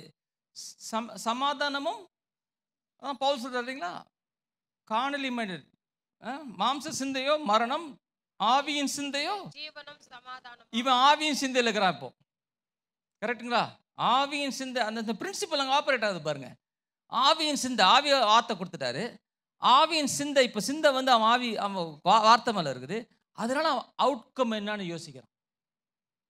விக்ட்ரி வந்துருச்சுன்னா அவுட்கம் என்ன? விக்ட்ரி அப்படின்னா என்ன? டான்ஸு, செலிப்ரேஷன் தான். செலிப்ரேஷனோட முதல்ல ஆரம்பிக்கிறான். எண்ட்லேருந்து ஆரம்பிக்கிறான் ரிசல்ட்டை. சண்டே எங்கேருந்து ஆரம்பிக்கிறான்? விக்ட்ரியிலேருந்து ஆரம்பிக்கிறான். சண்டைக்கு போகிறதுக்கு முன்னாடியே விக்ட்ரி முடிச்சிட்டாங்க, நைட்டே முடிச்சிட்டாங்க அவன். அதான் எனக்கு பிடிச்சது ஜெகோஷபாட்டோட லைஃப்பில். நம்ம லைஃப்பில் கூட அதை கற்றுக்கலாம். அதை நம்ம நிறைய கோட்டையை விட்டு நம்ம ஹார்ட் நிறைய டேமேஜ் பண்ணிருப்போம். ஆனால் என்றைக்குமே லேட் இல்லை. கடவுள் மனுஷனுடைய ஹார்ட் அப்படியாக படைச்சார். அதை வந்து ஸ்டாட்டிக்காக படைக்கல, ஒரு ஃபிக்ஸ் ஆயிடுச்சு, மாற்றவே முடியாது அப்படி படைச்சுன்னு வச்சுக்கோங்களேன், நம்மெல்லாம் காலி, நம்ம ஒரு சான்ஸே கிடையாது. ஆனால் நம்ம என்ன தெரியுமா, நிறைய டைமில் இந்த அறியாமையில் இருக்கோம். நம்ம ஹார்ட்டை எப்படி ப்ரொடெக்ட் பண்ணுறது, எப்படி காத்துக்கிறது. நம்ம நினச்சிக்கிறோம் நம்ம 21st செஞ்சுரியில் இருக்கிறனால நம்ம பயங்கர மாடர்னு, நமக்கு ரொம்ப அறிவு இருக்குதுன்னு. ஆனால் தேவனுடைய அறிவு தான் ஸ்டாண்டர்டு. தேவனுடைய அறிவு ஸ்டாண்டர்ட். அவருடைய ஞானம், அவருடைய ஹெல்த்துக்கு, வெல்த்துக்கு, சாப்பாடுக்கு, சுகத்துக்கு, பலத்துக்கு, எல்லாத்துக்குமே தேவ ஞானம் ஸ்டாண்டர்ட். 21st செஞ்சுரி நான் ரிசர்ச் பண்ணிட்டேங்க, பயங்கரமாக ரிசர்ச் பண்ணி நான் பயங்கரமாக ஞானம் வச்சுக்கிறோம், இப்படிலாம் பண்ணால் லாங்காக வாழலாம், இப்படிலாம் பண்ணி இப்படி வாழலாம், அப்படி வாழலாம் சொல்லிட்டு எல்லாம் பட்டு யங் ஏஜில் செத்துங்கிறானுங்க. பாருங்க, ஹாஸ்பிட்டல் நிறையா இருக்குது, பில்டிங். எங்கேயாவது ஹாஸ்பிட்டல் கம்மியாகுதா? ஹாஸ்பிட்டல் வந்துனே இருக்குது. எந்த ஹாஸ்பிட்டலாவது எம்டி ஆகுதா? எல்லா ஹாஸ்பிட்டலும் ஃபுல்லாகினே இருக்குது. என்னடா அது, இந்த பக்கம் நாங்கள் நியூட்ரிஷனில் ரிசர்ச் கண்டுபிடிச்சி இதுதான் பெஸ்ட்டு ஃபுட்டு, இதுதான் லாங் லைஃப் அப்படின்னு சொன்னால், சரி அதெல்லாம் நாங்கள் கண்டுபிடிச்சிட்டிங்களா, அதெல்லாம் நாங்கள் சாப்பிட்றோம், அப்போ நாங்கள்லாம் ஹெல்த்தியாக இருப்போம். ஹாஸ்பிட்டலில் டோரை க்ளோஸ் தானே பண்ணோம், பேஷண்ட் இல்லைன்னு. ஆனால் ஹாஸ்பிட்டல்லாம் ஏறினே தாங்குது, அங்கேயும் குறைய மாதிரி தெரில. ஜிம்மெல்லாம் எத்தனையோ ஜிம் இன்க்ரீஸ் ஆயிடுச்சு, எங்கே பார்த்தாலும் ஜிம்மாக இருக்குது இப்போ. ஆனால் எல்லாம் ஜிம்முக்கு போகிறாங்க, எல்லாம் புஸ்கியாக இருக்கிறாங்க, எல்லாம் ஹெல்த்தியாக இருக்கிறாங்க, நல்லா நியூட்ரிஷன் சாப்பிட்றாங்க, எல்லாம் சாப்பிட்றாங்க. அப்போல்லாம் ஹாஸ்பிட்டல்லாம் க்ளோஸ் பண்ணிடணும். ஹாஸ்பிட்டல் க்ளோஸ் ஆக மாட்டேங்குது, இன்க்ரீஸ் ஆகினே இருக்குது எல்லா ஊர்லேயும். எங்கள் ஊரில் கவர்மெண்ட்டு தலை பிடிச்சிருக்காங்க, ஹாஸ்பிட்டலில் பேஷண்ட்டை எப்படி லோடு எப்படி நம்ம பேலன்ஸ் பண்ணுறதுன்னு சொல்லி பண்ணினே இருக்கிறான். இது என்ன தான் பண்ணாலும் சால்வே பண்ண முடியாது இந்த பிரச்சனை. கர்த்தருடைய வார்த்தை தான் நமக்கு ஆன்சர் இருக்குது. கர்த்தருடைய வார்த்தை தான் நமக்கு ஆன்சர் இருக்குது. கர்த்தருடைய வார்த்தை சொல்கிறாரு, என்னுடைய இளைப்பாறுதலுக்குள்ள என்டர் ஆகிடுன்றார். அதுக்கு டூல்ஸ் என்ன தெரியுமா? இமேஜினேஷன், ப்ரேயர், ஃபாஸ்டிங், கர்த்தருடைய வார்த்தையை எடுத்து படித்து தியானம் பண்ணி அந்த மாதிரி உள்ளே போயிட்டோம்னா சந்தோஷமாக இருக்கும். ஒன்றுக்கும் கவலைப்படாமல் எல்லா கவலையும் அவர் காலில் வச்சுட்டு, இது எப்படி பண்ணுவேன், என் பொண்ணுக்கு எப்படியோ கல்யாணம் பண்ணுவேன், அது நடக்கும், கிராண்டாக நடக்கும். நீங்கள் எண்ட் ரிசல்ட்டை பார்த்துட்டு எப்படி பாடுவீங்க, என்னங்க சொல்கிறீங்க, அதெல்லாம் அப்படி தான் நடக்கும். அது அவருடைய பிரச்சனை. சண்டையை எப்படி வின் பண்ண போகிறதுன்றது கர்த்தருடைய பிரச்சனை. அந்த ஸ்டோரி படிச்சிங்கன்னா ரொம்ப காமெடியாக இருக்கும். ஒருத்தனை குத்திப்பான். எனிமீஸு கடைசி 2 பேர் ஒருத்தனை குத்திட்டு செத்துருவான். புரியுதுங்களா? 1,00,000 ஆர்மி இருக்குதுங்க, எல்லாம் ஒருத்தனை குத்திக்கிறானுங்க. கடைசி 2 பேர் இருக்கிறானுங்க, அவங்க 2 பேரும் ஒருத்தனை குத்திட்டு செத்துக்கிறானுங்க. பாருங்களேன், பெர்செப்ஷன். அவங்களே தெரியல ஏன் குத்திக்கிறோன்னு. அப்போது இதில் எது நிஜங்க? நேற்று வரைக்கும் அவனுங்கெல்லாம் இருந்தானுங்க, பயங்கரமாக பலமீனாக இருந்தானுங்க, எல்லாம் நீங்கள் அடிச்செல்லாம் தூக்கிடலான்னானுங்க, காற்று மாதிரி போயிட்டானுங்க. எல்லாம் பல்பமாக கொசு மாதிரி காணாமல் போயிட்டானுங்க, மறைஞ்சு போயிட்டானுங்க. கர்த்தரை நம்புகிற ஜனம் அப்படியே போயினே இருக்குது, ஒன்றும் அவங்கள அசைக்கவே முடியல. அப்போ தான் நான் கண்டுபிடிச்சேன், உலகத்தார் என்னென்னவோ சொல்லுவான், எனக்கு பணம் இருக்குன்னுவான், அது இருக்குவான், என்னென்னவோ பேசுவான், அதுன்னுவான், எல்லாம் காற்று மாதிரி போயிடுவான். கர்த்தர் நம்புறோம்ல, நம்ம நிஜமா அதான் சொல்கிறேன், நீதிமான் ஒரு பூமியை சுதந்திரிப்பான்னு போட்டு. இந்த பூமி நம்மளுது, நம்ம சுதந்திரிப்போம் இந்த பூமியை. ஆமென். நான் எப்படி சுதந்திரிப்போம்? பொலிட்டிக்கல் கனெக்ஷனாலேயோ, மணினாலேயோ, பண பலனாலேயோ, அறிவு PhD படிக்கிறதுனாலையோ கிடையாது. சிம்பிளாக குழந்த மாதிரி ஹார்ட்டை ஆண்டவர் மேலே வச்சு, கற்பனையில் ஆண்டவருடைய வார்த்தையை வச்சு, கற்பனை பண்ணி வாழ்ந்து பாருங்களேன். உங்கள் லைஃப் சமாதானமாக இருக்கும், பீஸ்ஃபுல்லாக இருக்கும். இந்த கண்ட நியூஸ் எல்லாம் கட் பண்ணிட்டீங்கன்னு வச்சுக்கோங்களேன், அப்போ அந்த இன்ஃபர்மேஷன் ஃபீட் ஆகுது பாருங்கள், லூப் ஃபீட் ஆகிடுது பாருங்கள், ஹார்ட்டுக்கு போகுது பாருங்கள், எல்லாம் கட் பண்ணி விட்டிங்கன்னா அதெல்லாம் அந்த சாக்கடெல்லாம் ஸ்டாப் ஆகிடும். சாக்கடெல்லாம் ஸ்டாப் ஆகிடும். வெறும் பியோர் கர்த்தருடைய வார்த்தை மட்டும் உள்ளே போய்ட்டுருக்கும். அது உள்ளே போய் உங்கள் இருதயத்தை மாற்றி, இமேஜை மாற்றி, உங்களுக்கு பலனை கொண்டு வரும், ஸ்ட்ரென்த்து கொண்டு வரும், ஹீலிங் கொடுக்கும், உங்களுக்கு தேவைப்பட்ட காசை கொண்டு வரும், ஞானத்தை கொண்டு வரும், எப்படி பிஸ்னஸ் பண்ண கொண்டு வரும், எந்த மாதிரி வேலை அப்ளை பண்ணணும், எதை படிக்கணும், எல்லாம் அதெல்லாம் கர்த்தருடைய ஞானம் கொடுத்துனே இருக்கும். ஆமேன். ஆசீர்வாதம் மனுஷா. ஆமேன். ரொம்ப சிம்பிளுங்க. நான் தான் கண்டுபிடிச்சேன். நம்ம இருதயத்தை அவர் முன்னால் வச்சிருந்தோம், அவ்வளோதான். எது நிஜம்? எனக்கே தெரியல எது நிஜம். நான் பார்க்குறது நிஜமா? இந்த முட்டு வலி வந்துச்சு, அது நிஜமா? எது நிஜம்? மோசஸ் சொல்கிறாரு, கையை போடுன்றார் பாக்கெட்டில், எத்தா லெப்ரசி. எங்கேதான் வந்துச்சு இந்த லெப்ரசி? யோசிச்சு பார்த்துருக்கீங்களா? நீங்களே யோசிச்சு பாருங்க. பாக்கெட்டில் கை விட்டு எடுக்கிறீங்க, லெப்ரஸியாக இருக்குது கை. எங்கேந்திரா வந்துச்சு இந்த லெப்ரசி? திருப்பி போடுனாரு, ஹீல் ஆயிடுச்சு. எங்கேருந்து வந்துச்சு இந்த ஹீலிங்? இப்போ மோசஸ்ட்டுக்கு அவன் கையை பார்த்தா எப்படி இருக்கும் சொல்லுங்க? சாப்பிடும்போது லெப்ரஸியாக இருந்துச்சு, ஒரு டைமில் டோட்டலாக ஹீல் ஆயிடுச்சு. ஆண்டவர்கிட்ட காட்டுறாரு, எப்பா நீ உடம்ப புஷ்டியாக வச்சுக்கிறல்ல, அதுவே நிஜம் இல்லைப்பா, நான் சொல்கிறதான்ப்பா நிஜம்ன்றாரு.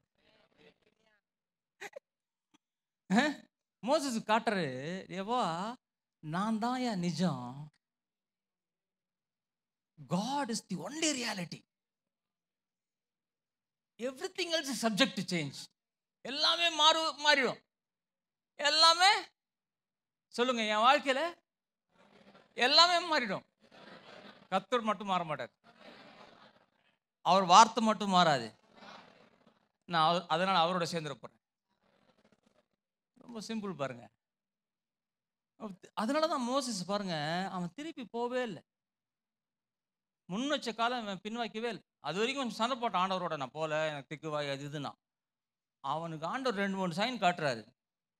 சொல்லிட்டான், இது எதிரா வாழ்க்கை, இதில் எது உலகம், எது வாழ்க்கை? அவர் சொல்கிறது தான் வாழ்க்கை.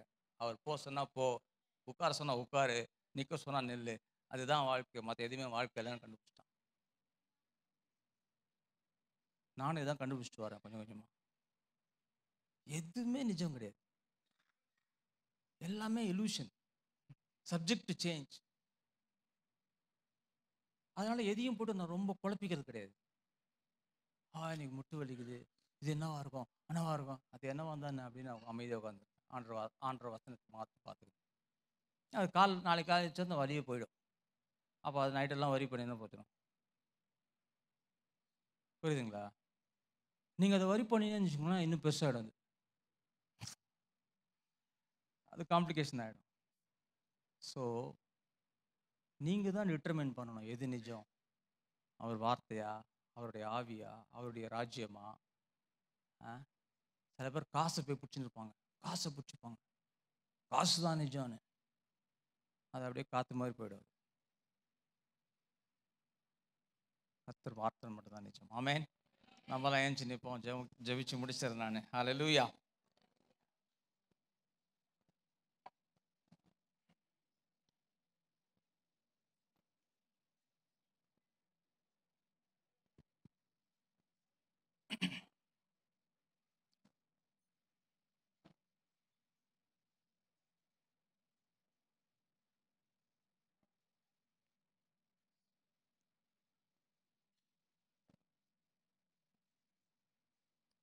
பரிசுத்த ஆண்டவரே, இந்த காலை வேளைக்காக துதிக்கிறோம். எங்களோடு நீங்கள் உமது வார்த்தையால் இடைப்பட்டீங்க, அதுக்காக துதிக்கிறோம், ஸ்தோத்திரிக்கிறோம் ஆண்டவரே சுவாமி. எவ்வளோ அருமையாக ஆண்டவரே சுவாமி, உமது ரகசியங்கள் ஆண்டவரே, எப்படியாக உமது வார்த்தை வேலை செய்கிறது, அது எப்படி இருதயத்தில் சென்று ஆண்டவரே நிச்சயமாய் மாறுகிறது என்றது ஒரு சிறிய காரியமாக நாங்கள் பார்த்தோம்.